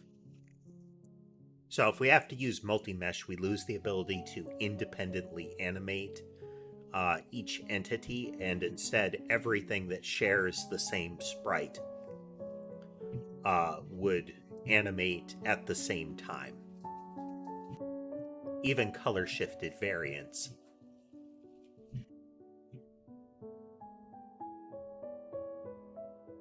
It's a performance improvement. And that might be one of the areas that we save because entity draw is eating some time here.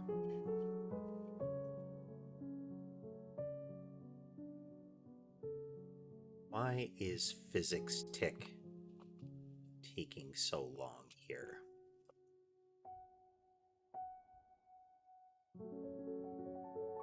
if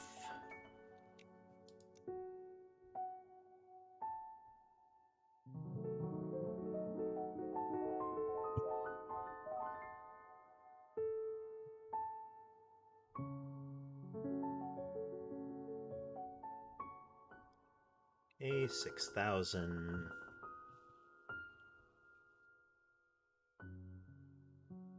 that was a big hitch there.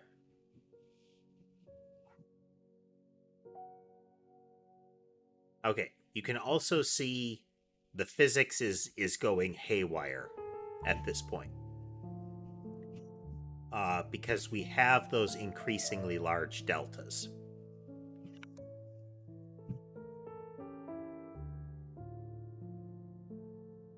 Yeah.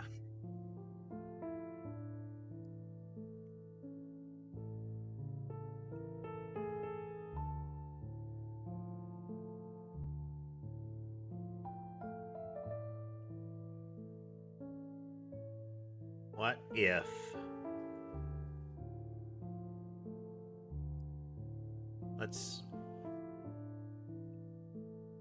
let's do a little update here. Hey there, Alex and Max. Welcome, welcome.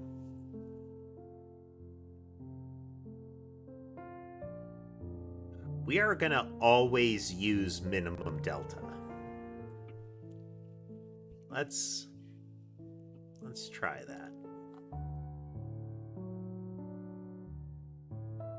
So instead of calling move with current delta, we're going to say minimum delta.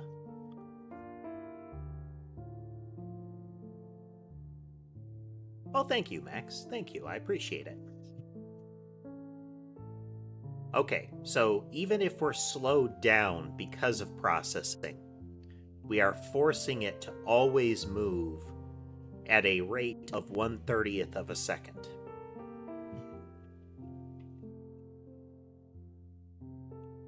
So as the physics ticks get slower, essentially the world slows down.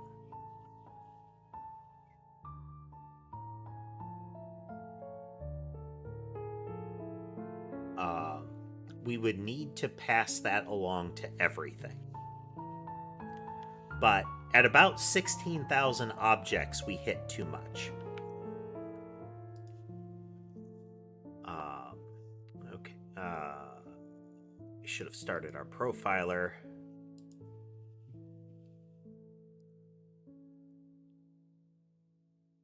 Okay, we'll get in here. We get in and we into our debugger. We're going to start our profiler. Latch on to scripting functions here.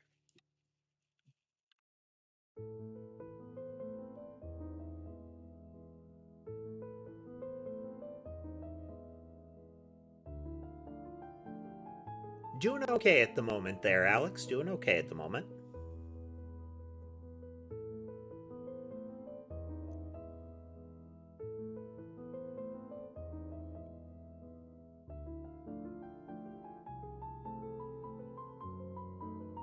Okay, so now we're going to pause.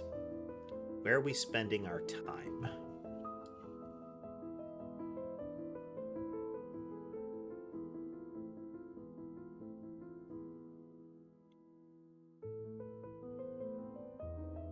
Distance squared 2 is actually chewing time.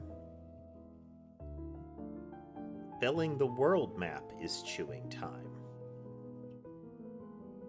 But move spiral is eating most of the time, with drawing in second.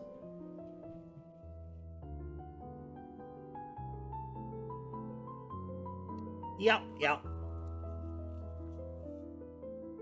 Yeah, we got back rolling yesterday.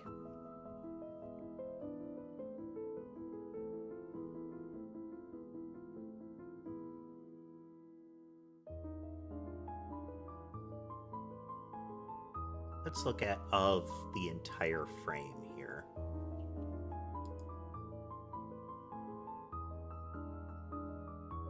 Drawing is eating a lot of our frames per second.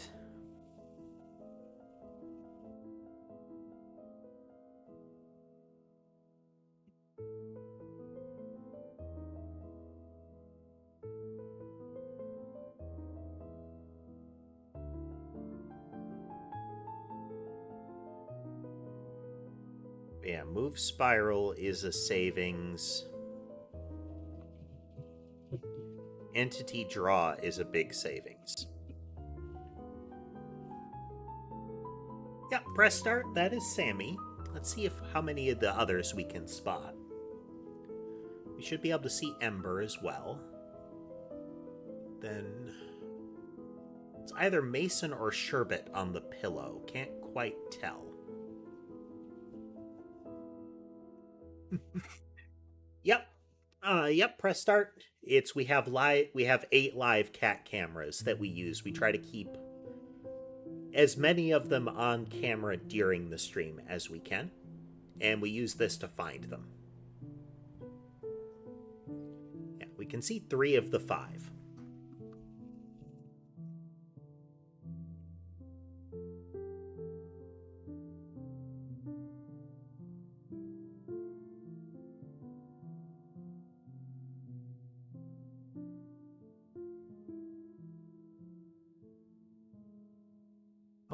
Okay, let's... We know that that's always minimum delta. We know that's always minimum delta.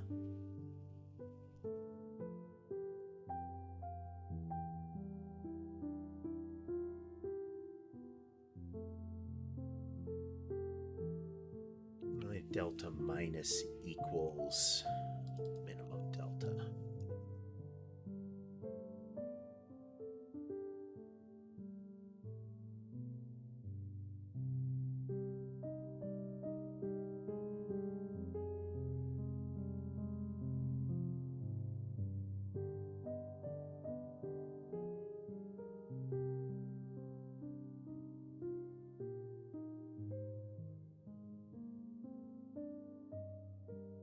Okay, so drawing is one of the things we need to deal with.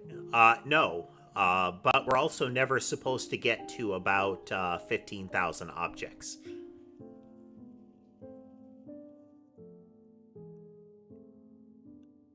So if we go in here, we pause.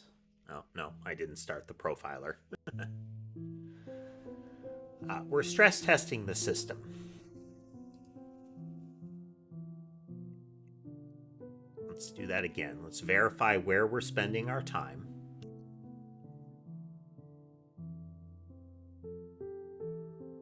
Here, get over here, start the profiler. Mark scripting functions so it's easier to find. Press start. We're making a bullet heaven, so it's a game like Vampire Survivors is, where the player sprays bullets everywhere to try to hold off the enemies. And that's part of the reason that we're stress testing right now, is we want to make sure that we can handle as many as we can on screen. Yeah, that is what people started calling that genre when Vampire Survivors really kicked it off, or got people interested in it, is bullet heaven meant to be a... yes, press start. It is the opposite of a bullet hell. Sometimes there's a little bit of overlap in them, but frankly, if you start to include bullet hell elements, then it's not really a bullet heaven anymore.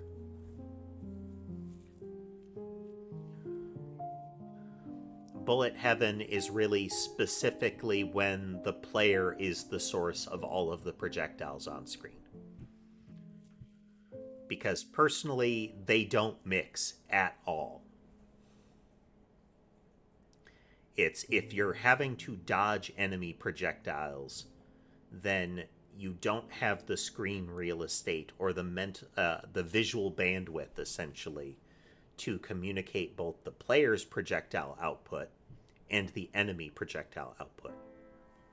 It just becomes clutter, and if you minimize one or the other, it either makes the game difficult or it makes the makes the game, yes, needlessly difficult as opposed to challenging.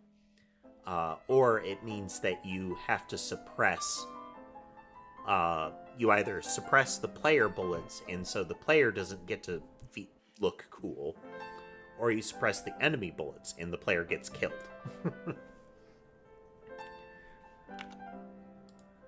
Hey there, Okaneki.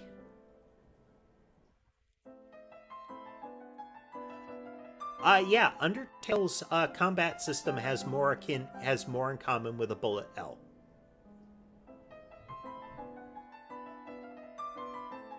Okay, we go out, we pause. Where are we spending our time?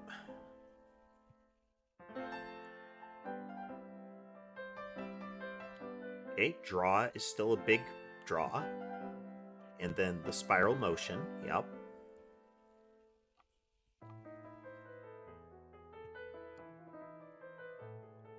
Okay, I think the next big victory then is going to be getting the drawing isolated.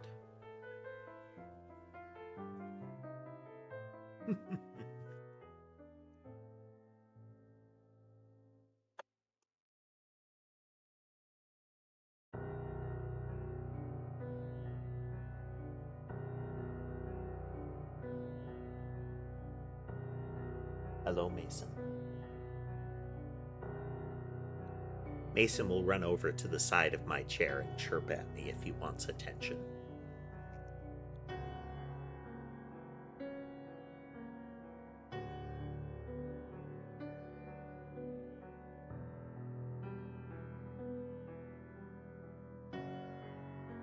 He likes belly scratches. He is my only cat that does.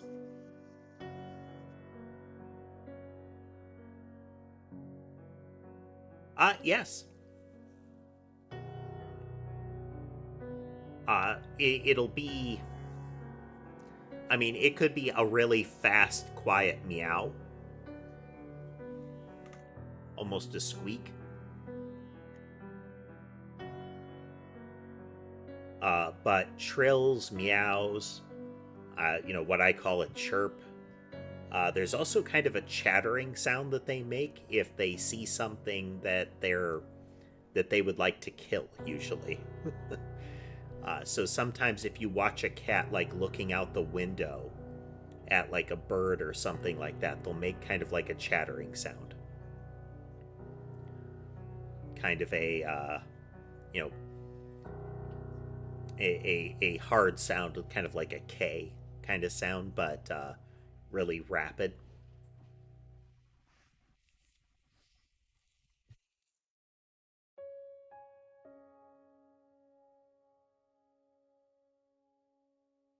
Sir, come here.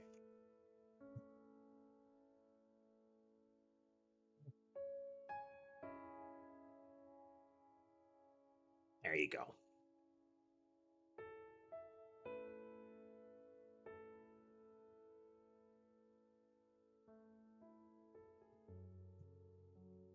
It says I didn't want you to pick me up.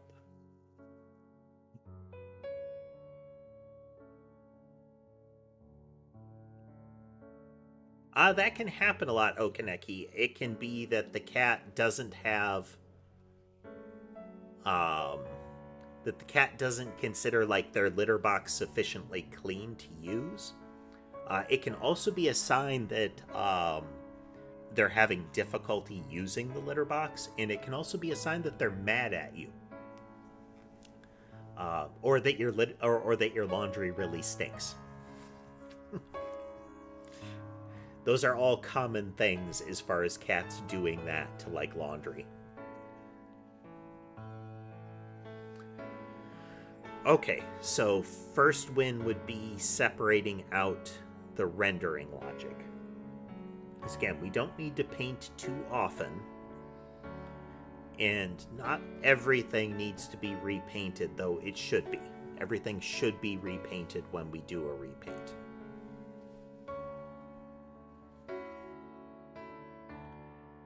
At Press Start, I have 2 different streams on YouTube, and then I have a Twitch channel running the same stream as the wide view.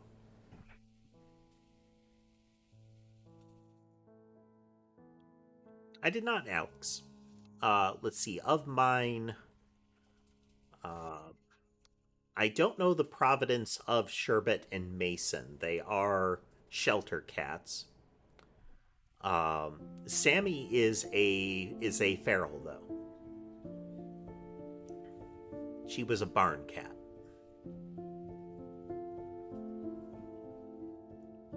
But the rest of them are shelter cats.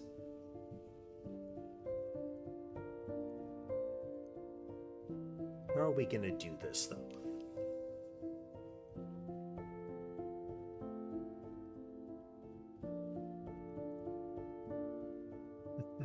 Hey there, press start.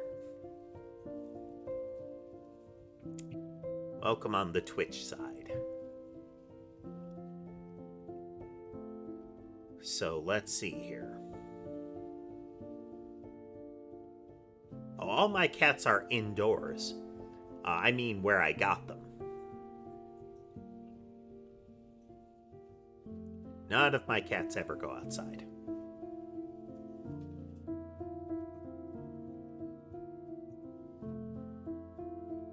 So one possibility would be to start shifting over to a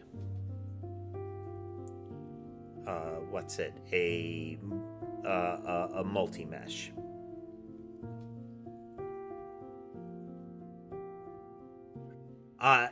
So our last change here was stress testing. This is a bit of a paradigm shift. So we've added a physics thread, like a custom physics thread.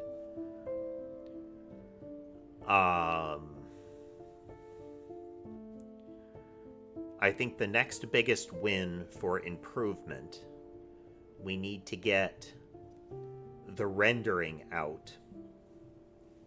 So we need a visual bridge object, the entity visual here. And then we need a manager that is going to handle the visuals. So let's add that.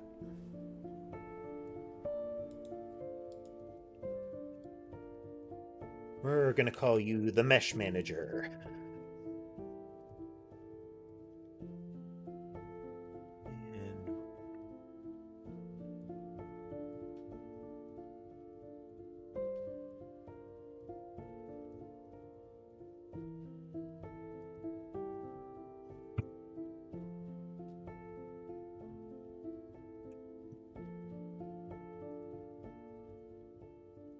Okay. So how are we going to do this? We don't want it to be in the global entity. What we want to do is have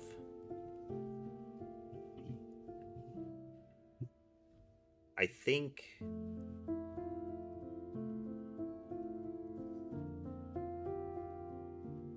we can still have the mesh be fully global. So let's change that.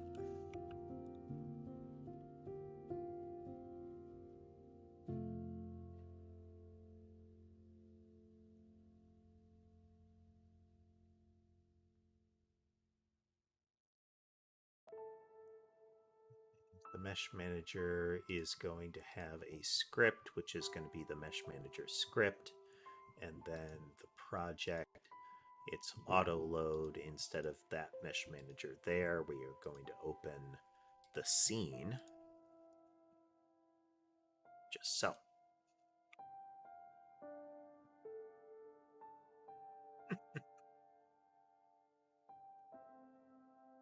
I don't use the expressions a lot, but they're there.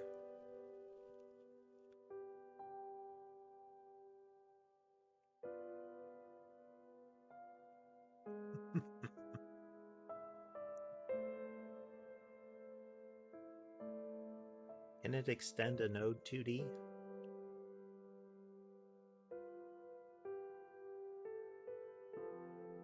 Okay.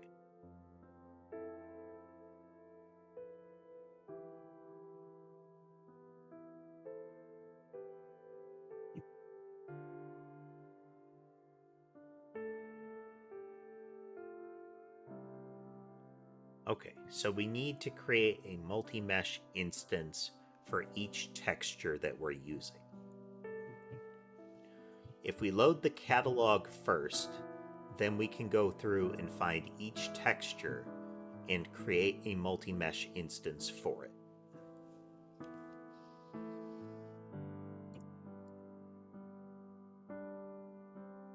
So the pools we don't really need at the moment. We need all these factories and whatnot. Okay, catalog is loaded first.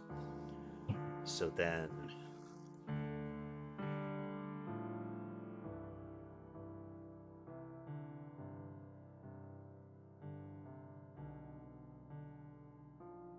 I think Mesh Manager insists on being a node 2D. A node.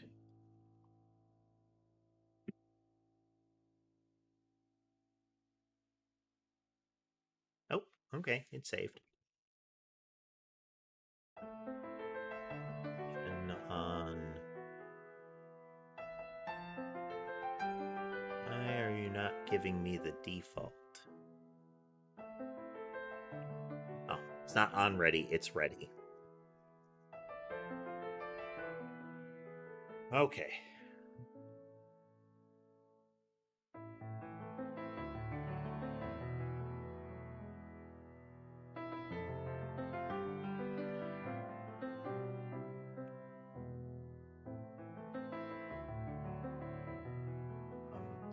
Catalog, load textures.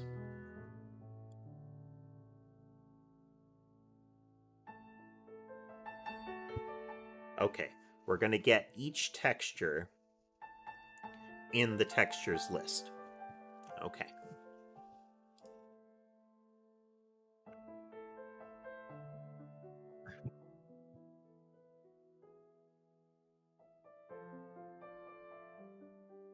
Sir.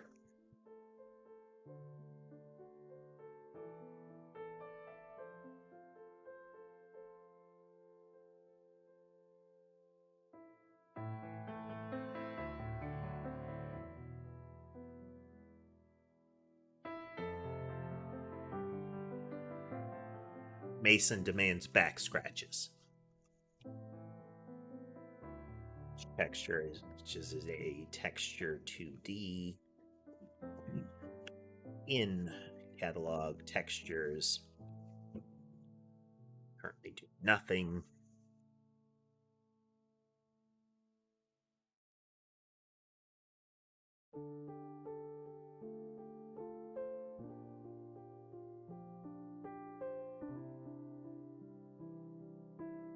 Choose 2D.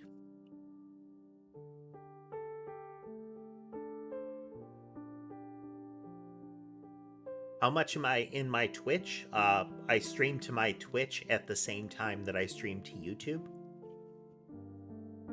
I talk to it as much as people talk in it.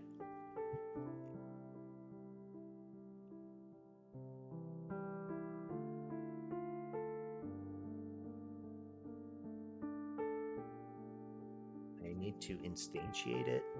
Okay, should be new.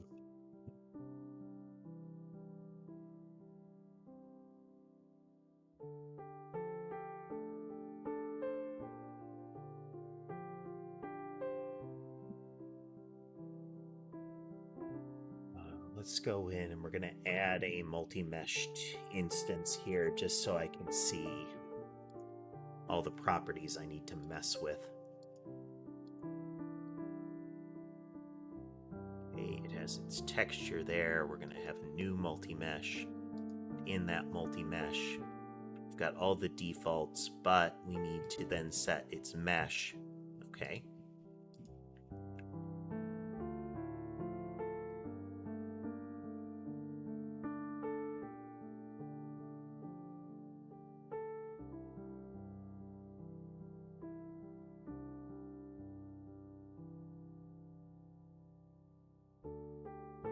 Oh, I don't keep track of how many people are watching in each area. If somebody's there and wants to talk, I pay attention to them. If they're not, then I keep streaming as usual. It is the way.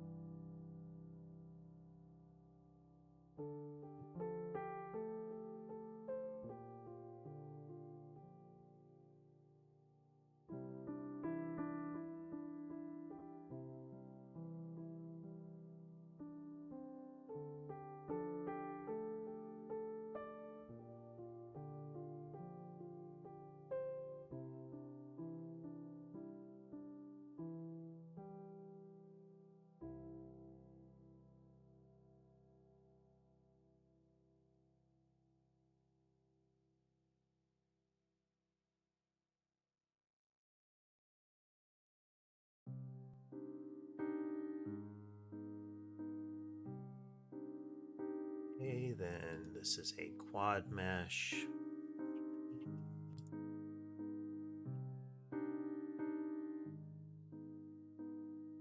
And its size.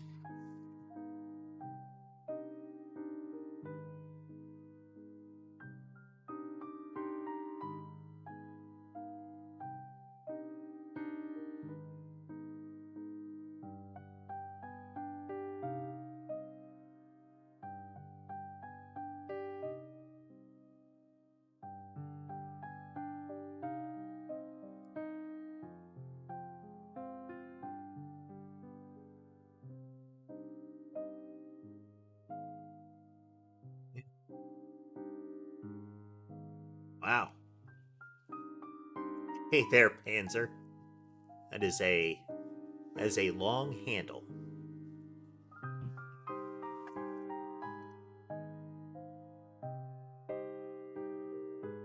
Alex, it's something that I wanted to try, and I did, and it just kept happening.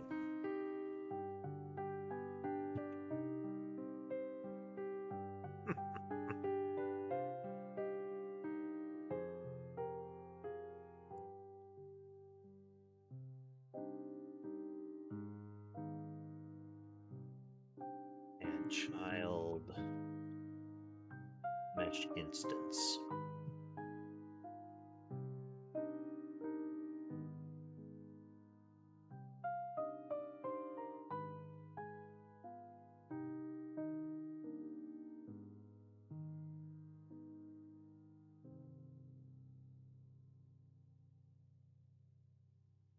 Wait.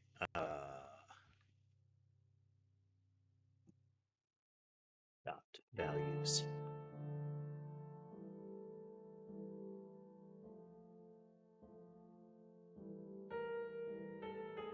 Pause. Mesh manager. There we go. Okay.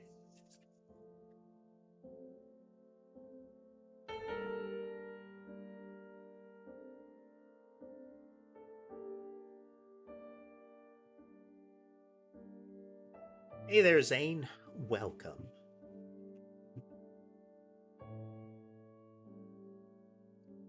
And yes, Panzer, that cat is Sammy.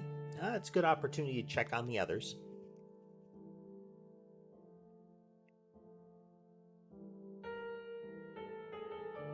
Okay, we can see 4 out of 5.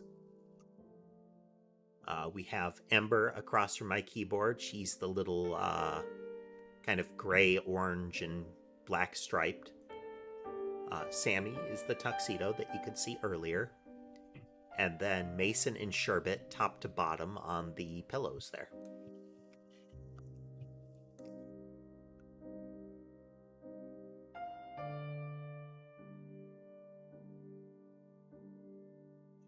Okay, we can create the mesh manager now.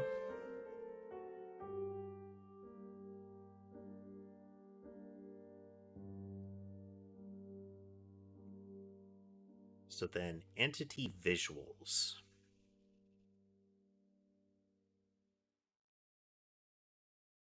Entity visuals will have... Oh, that's a pretty young kitten there, Zane. 6 weeks old. Have you decided a name?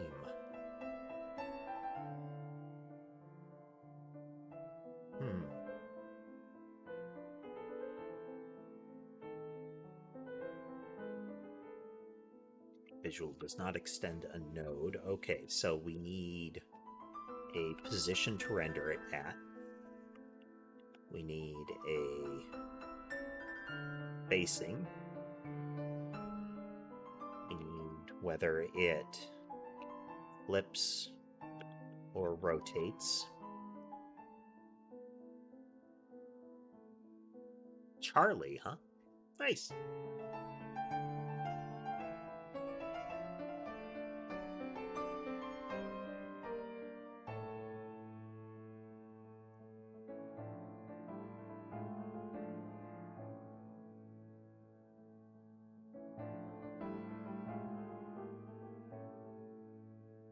Okay, let's go in.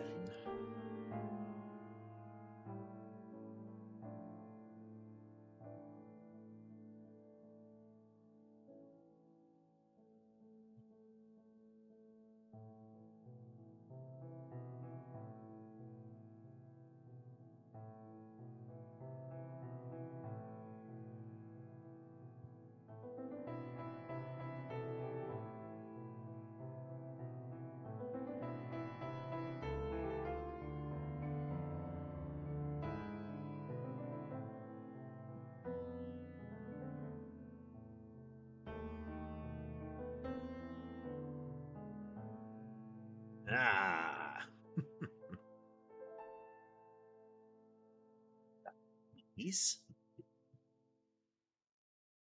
This. Say variable texture as a texture 2D is equal to catalog textures.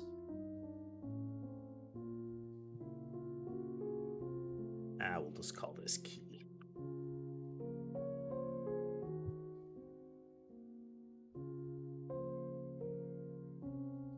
There we go. There we go. Then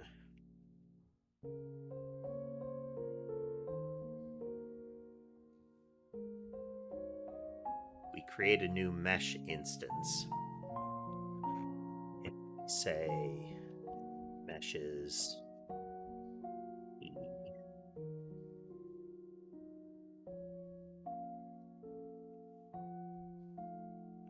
is equal to mesh instance. All right, so now we have a texture key indexed dictionary of the mesh objects that we create.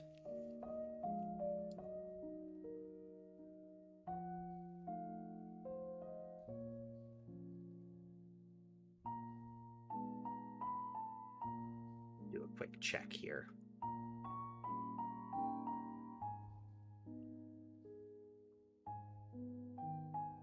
Yep, okay. See, we have a mesh instance with a name of the sprite that they have, with each one having the corresponding texture.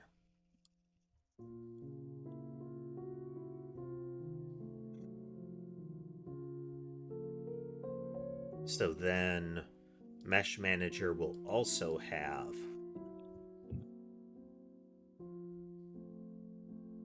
an array of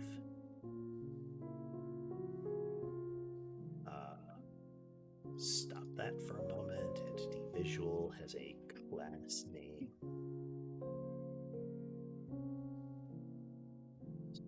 Visual.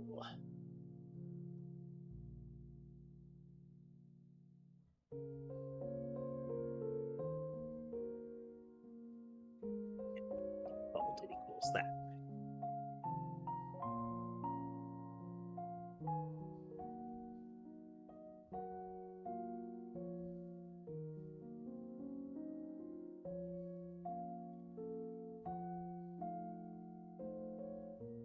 Okay, so it needs a position. It's not a node, so we're going to have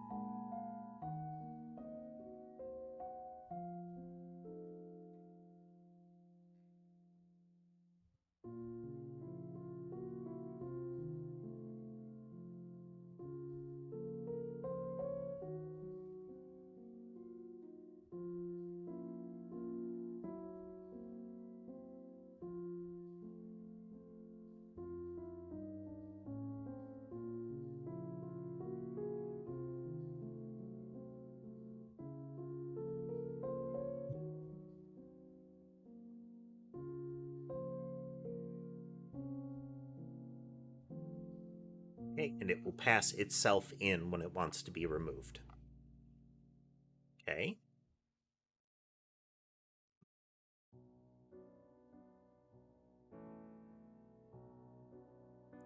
So each time one is added, the visual manager will register the remove me. It will look at the texture key that is there. And it will add it. It will add it to its collection, and it will render it in the appropriate mesh instance. So what'll happen with the mesh manager is it will iterate over the entities that it has, the entity visuals that it has. And it will then grab the relevant mesh for each of those visuals, and it will update. No, we want this to be cleaner than that.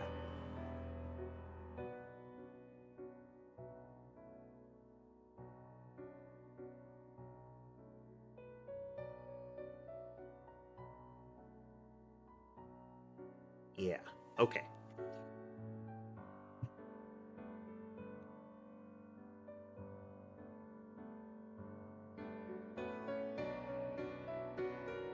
Okay, visuals is a dictionary.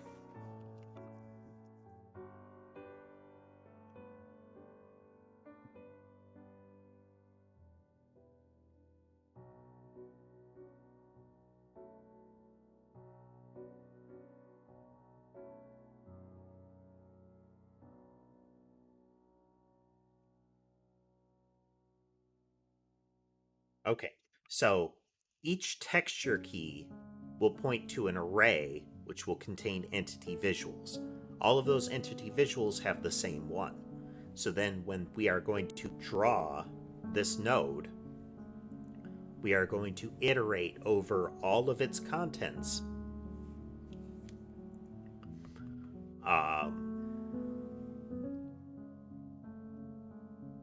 And for each one, for each multi-mesh,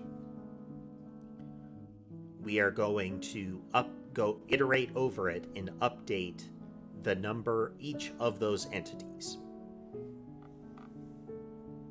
Okay, so here is our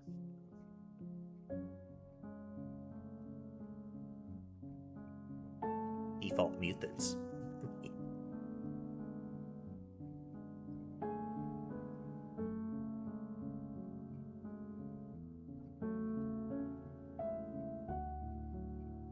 Okay.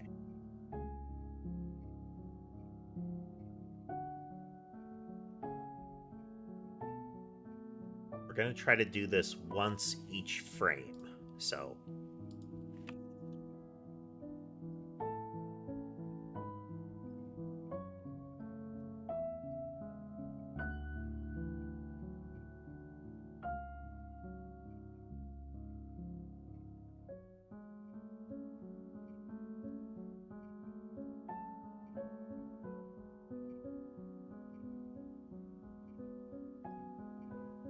okay, or key string in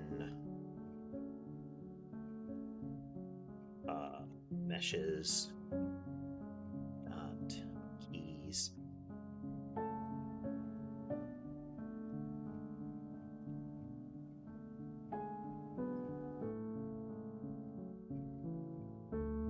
Array of entity visual is equal to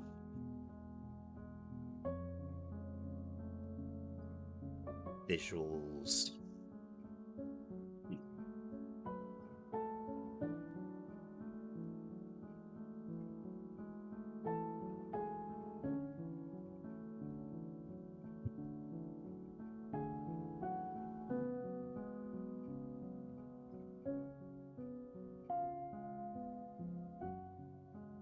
instance is a multi-mesh instance 2D is equal to.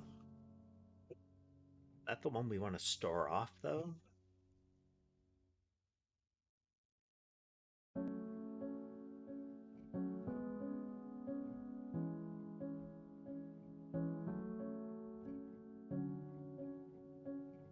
Okay, no, we want to store off the multi-mesh, not the mesh instance.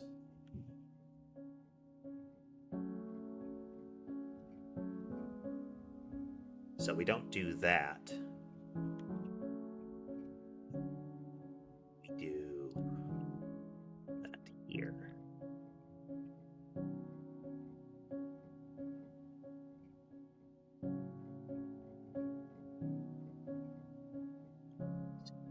to meshes.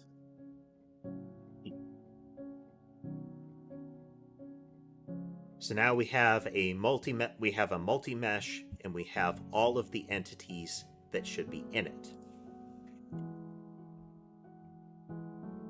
Visible instance count is equal to entities dot size. This is how many of the instances indicated in it should be rendered. Then for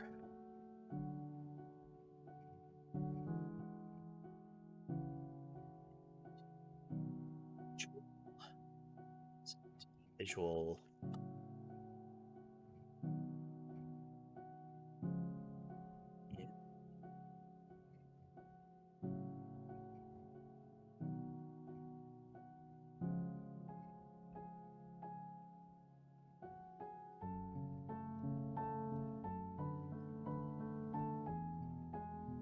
so for each one of them,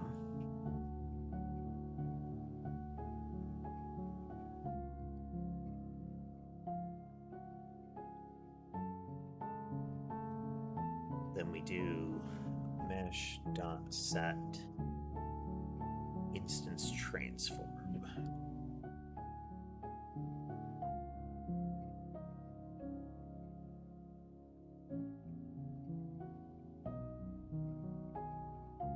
We have to use 2D here. Yep.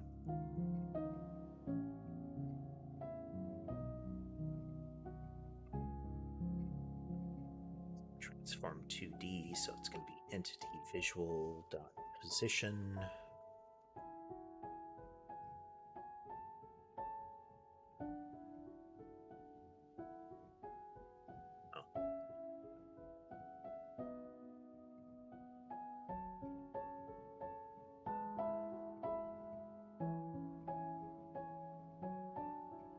Don't need to do this on separate lines, but we're gonna for readability.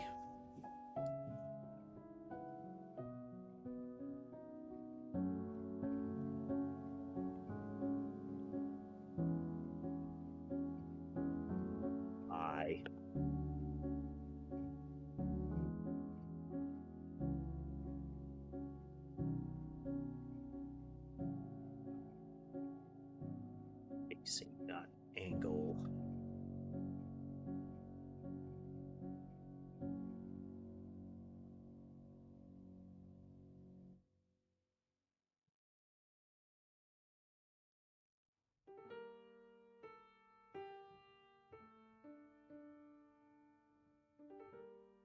Oh, okay. I as int in visuals dot size. Visual as entity visuals is equal to visuals I.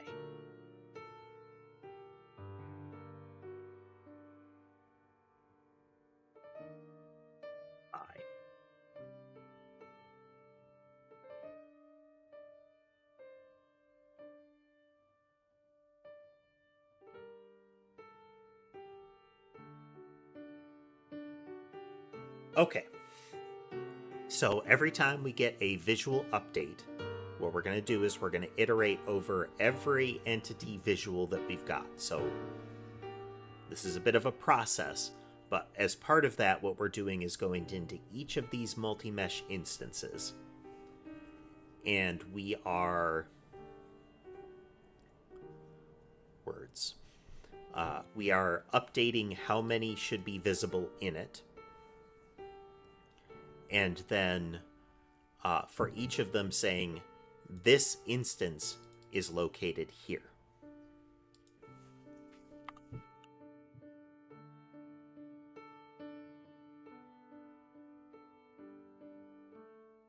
How do we flip?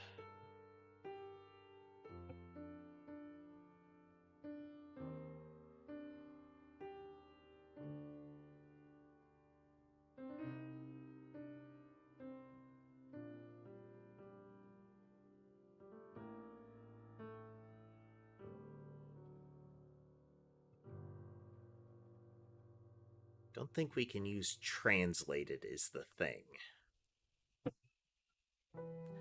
We don't want to multiply by -1 right away.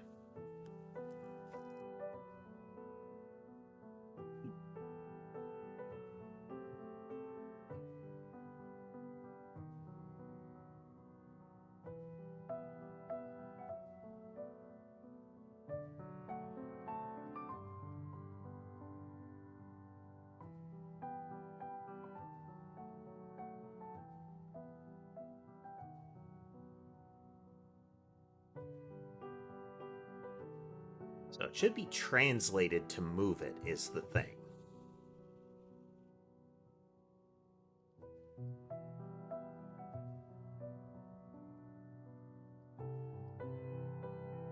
Okay, no, that's scaled.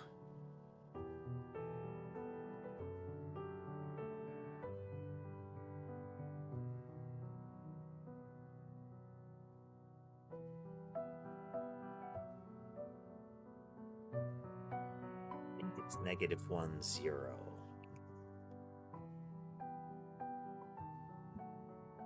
I think it's that.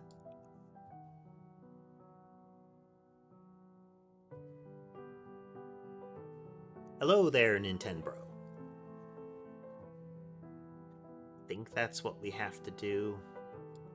We'll get to that in a moment. Okay, so then each entity will need to interact with the mesh manager. Doing pretty well. Making headway. We're going to leave that.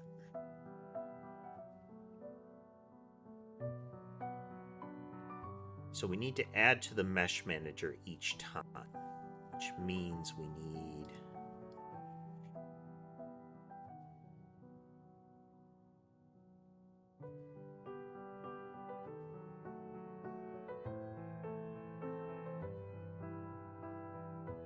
add remove methods.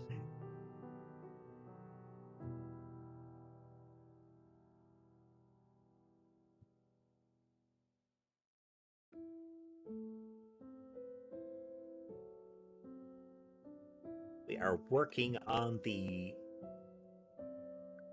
are making a game kind of like Vampire Survivors. We're currently working on a new rendering process for it so that we can try to further improve performance. Because we've got the actual movement tightened up, there's more we need to do there. We now need to get the rendering tightened up.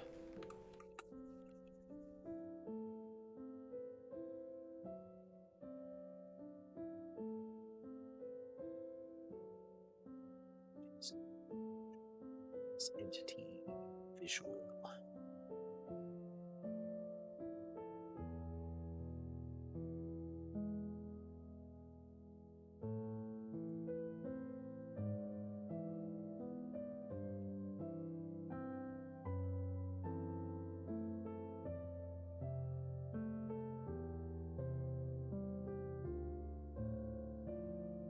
E as a string, and it's going to return an array of entity visuals.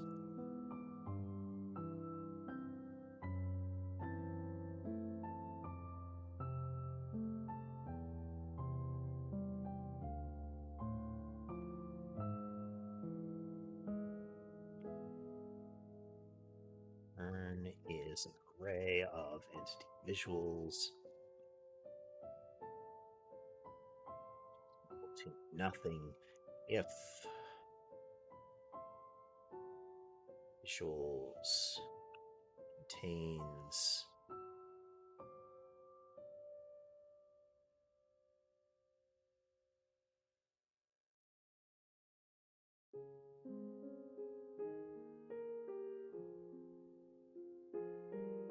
as key, then to return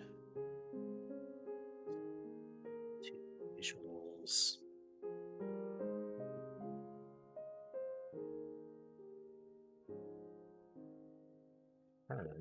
Return.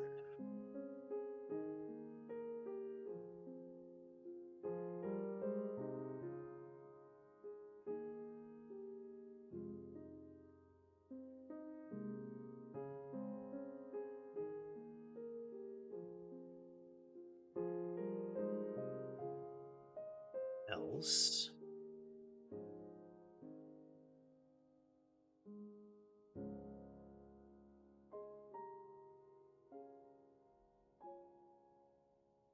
Okay, so we're going to return this array. If we have the key that we're looking for, we're actually going to change it to be whatever the key was. Otherwise, we're going to create that array. We're going to stuff the collection with that array and return it.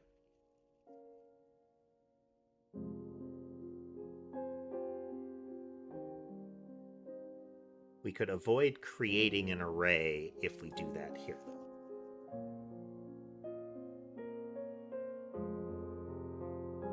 There. So we only create a new array if we get to here.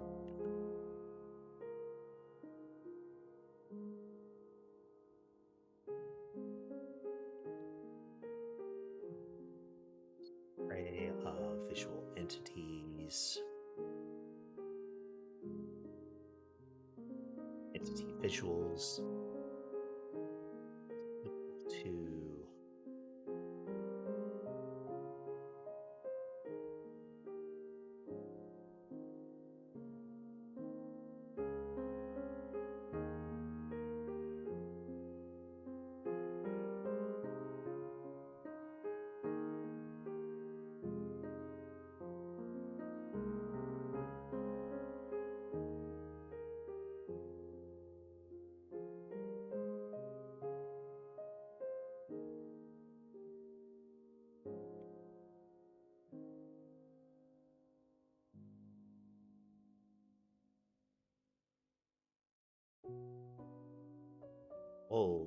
append.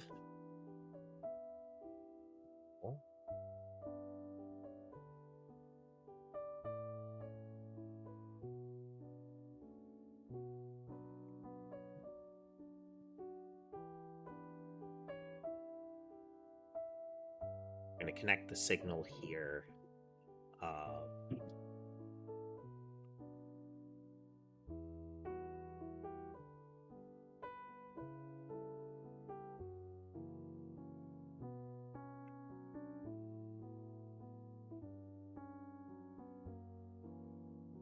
If visuals dot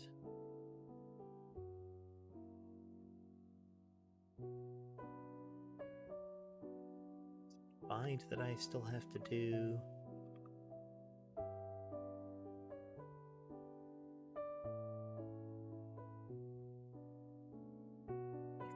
Has it, then we are going to erase it.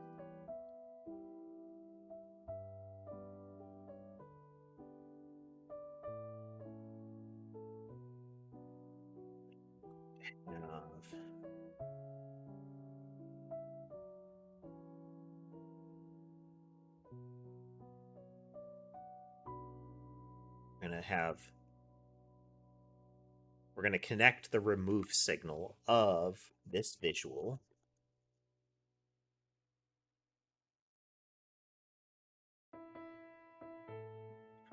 to do that.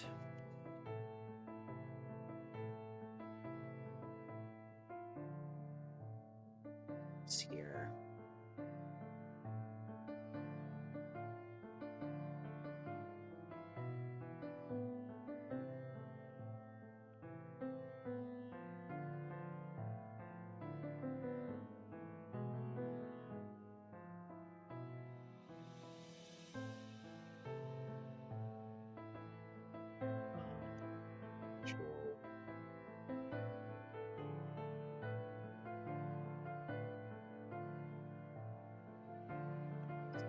Visual.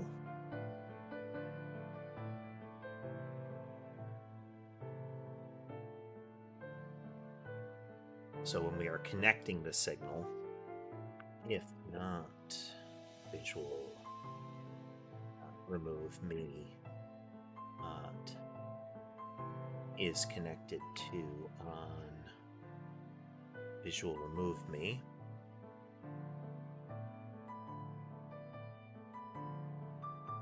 then visual dot remove me Connect to on visual remove me. Same thing, but it's going to be disconnect.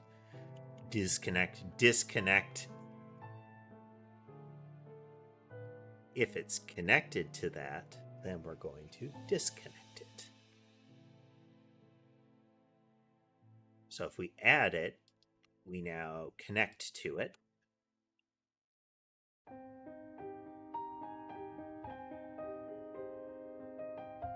We remove it, then we are going to disconnect.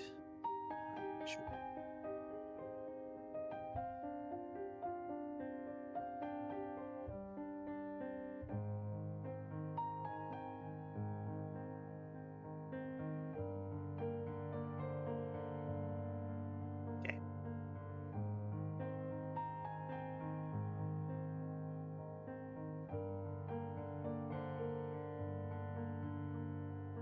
We get the disconnect signal we call remove on.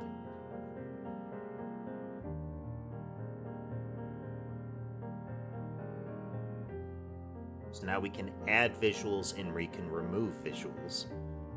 Remove is going to actually be an internal function.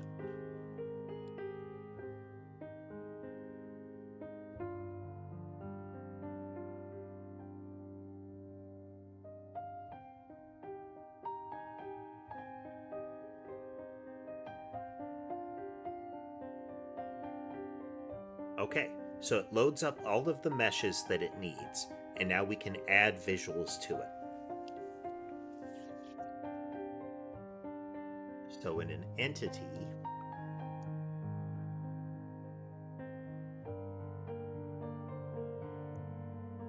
oof, there's a lot going on here.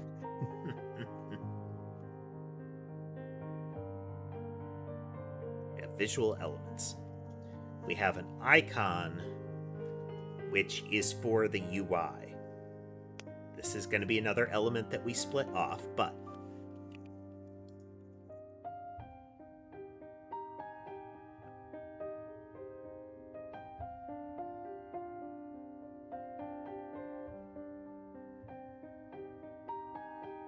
so it will contain the texture, the color modulation, information about the frame, and whether it flips or not.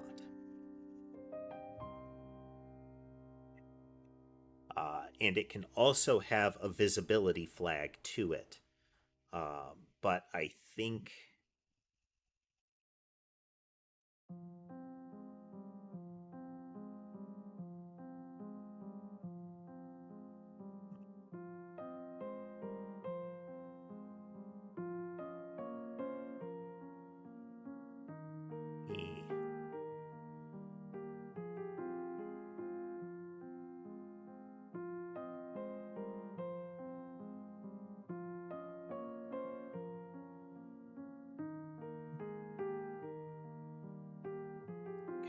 we are going to want to skip an entity if it doesn't have, if it's not visible. We'll get to that later, though.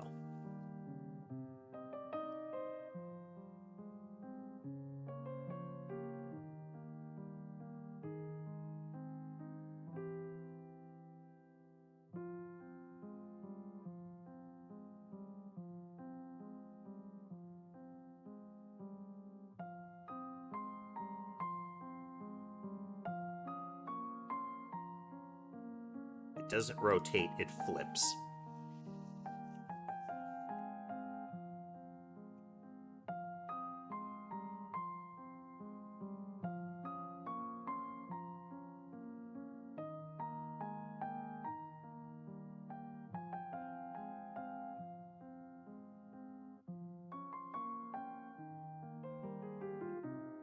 Color.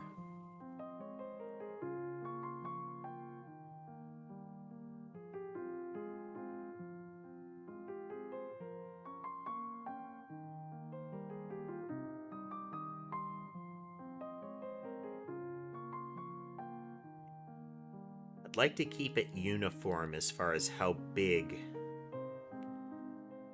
the entities are.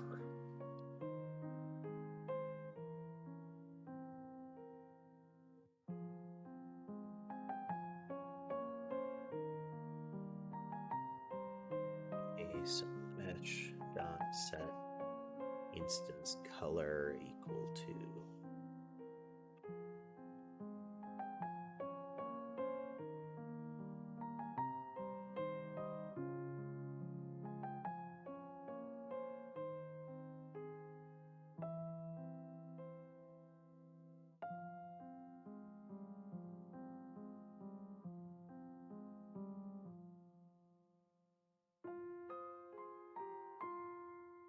that.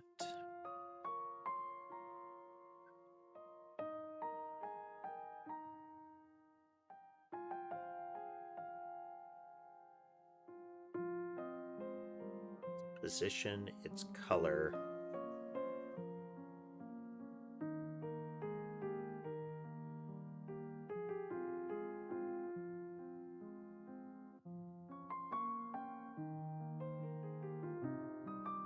We'll have to figure out how to get the transform proper there. Sets its color. Okay. I think we need to go over this twice, though, which I don't like, but what are we going to do?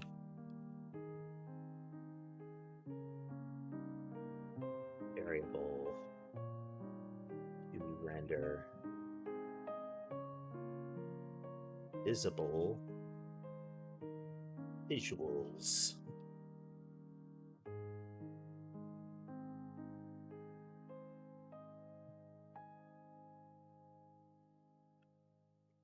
That.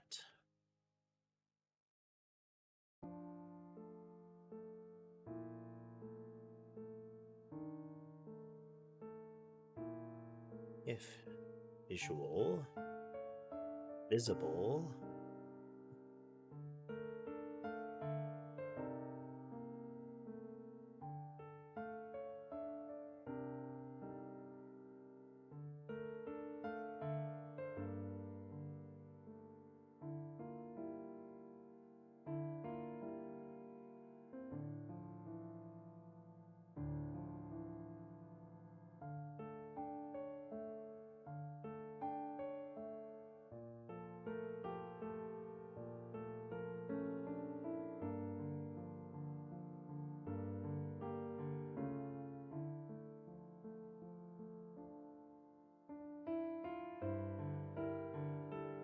Okay, so what we're doing is we make a first pass of the visuals that we've got in that one, and we accumulate all of them that have visible set true. This is going to be determined.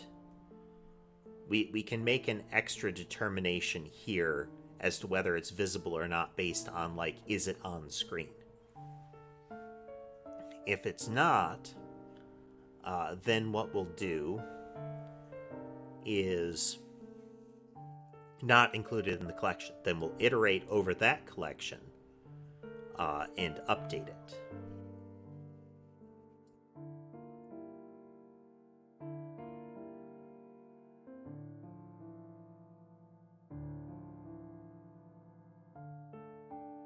So we have a number of instances equal to the size of the visible ones, and we iterate over those.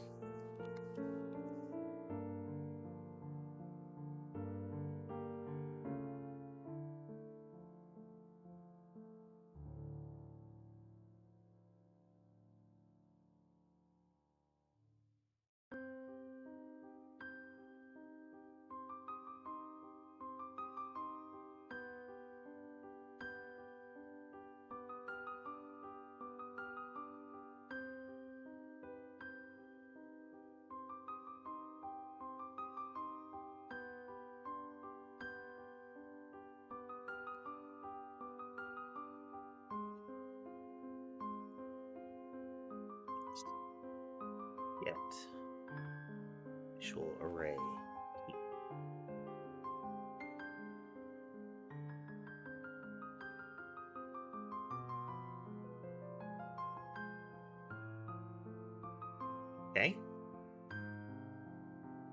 Still running, not broken. We'll need a flag to update these, but same way as we'll need a flag to clear this, essentially.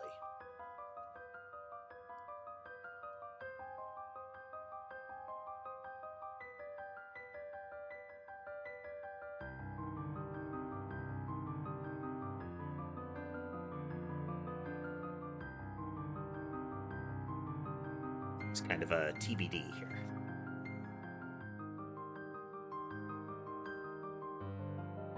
Okay, so we've greatly improved the pace at which we handle the physics, and we're on our way to improving the pace at which we can draw objects.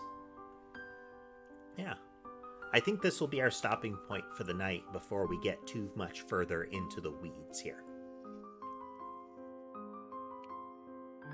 Yeah, I think we've had a pretty good run tonight. Let me set up a couple of things. What'd you folks think? We're up to like a solid 5,000, I think. Solid 5,000.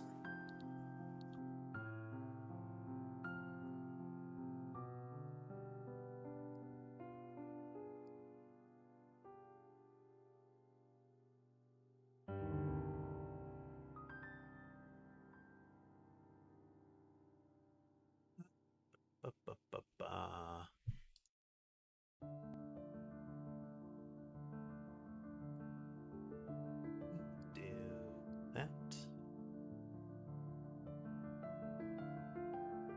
There, and just pushing some buttons here real quick.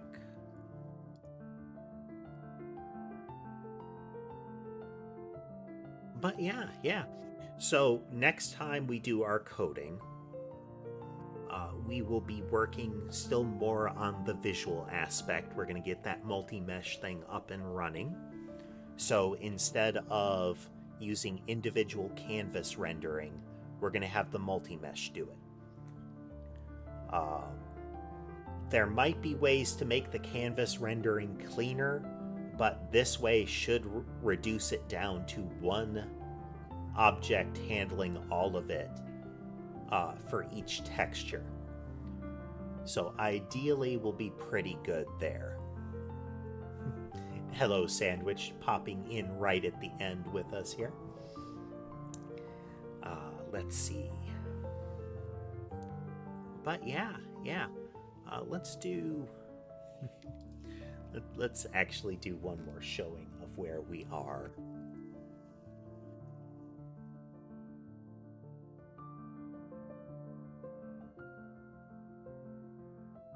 So we can see our rendering frames per second is holding pretty steady, but it's about 4,000 things that we start to get hitches as they appear. This is way more than we were able to render before. But we start to get issues drawing them as we go along.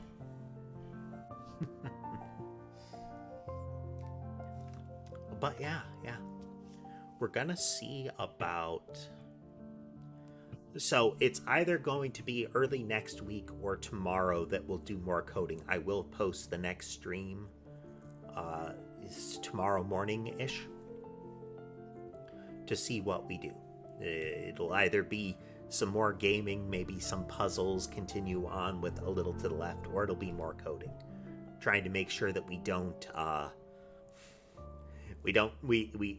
get too far into burnout territory on the coding, because we're doing some pretty intensive stuff now, and we're having to make some pretty substantial changes to the code base. So I've got to be careful, but also I want to move steady.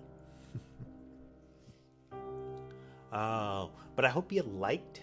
I hope you had a good time tonight. If you like what you see and would like to see more, remember to like, follow, subscribe, that kind of thing. It helps the channel grow and will help you find the content more easily in the future. With that said, I hope the rest of your evening is a good one, and I'll see you next time.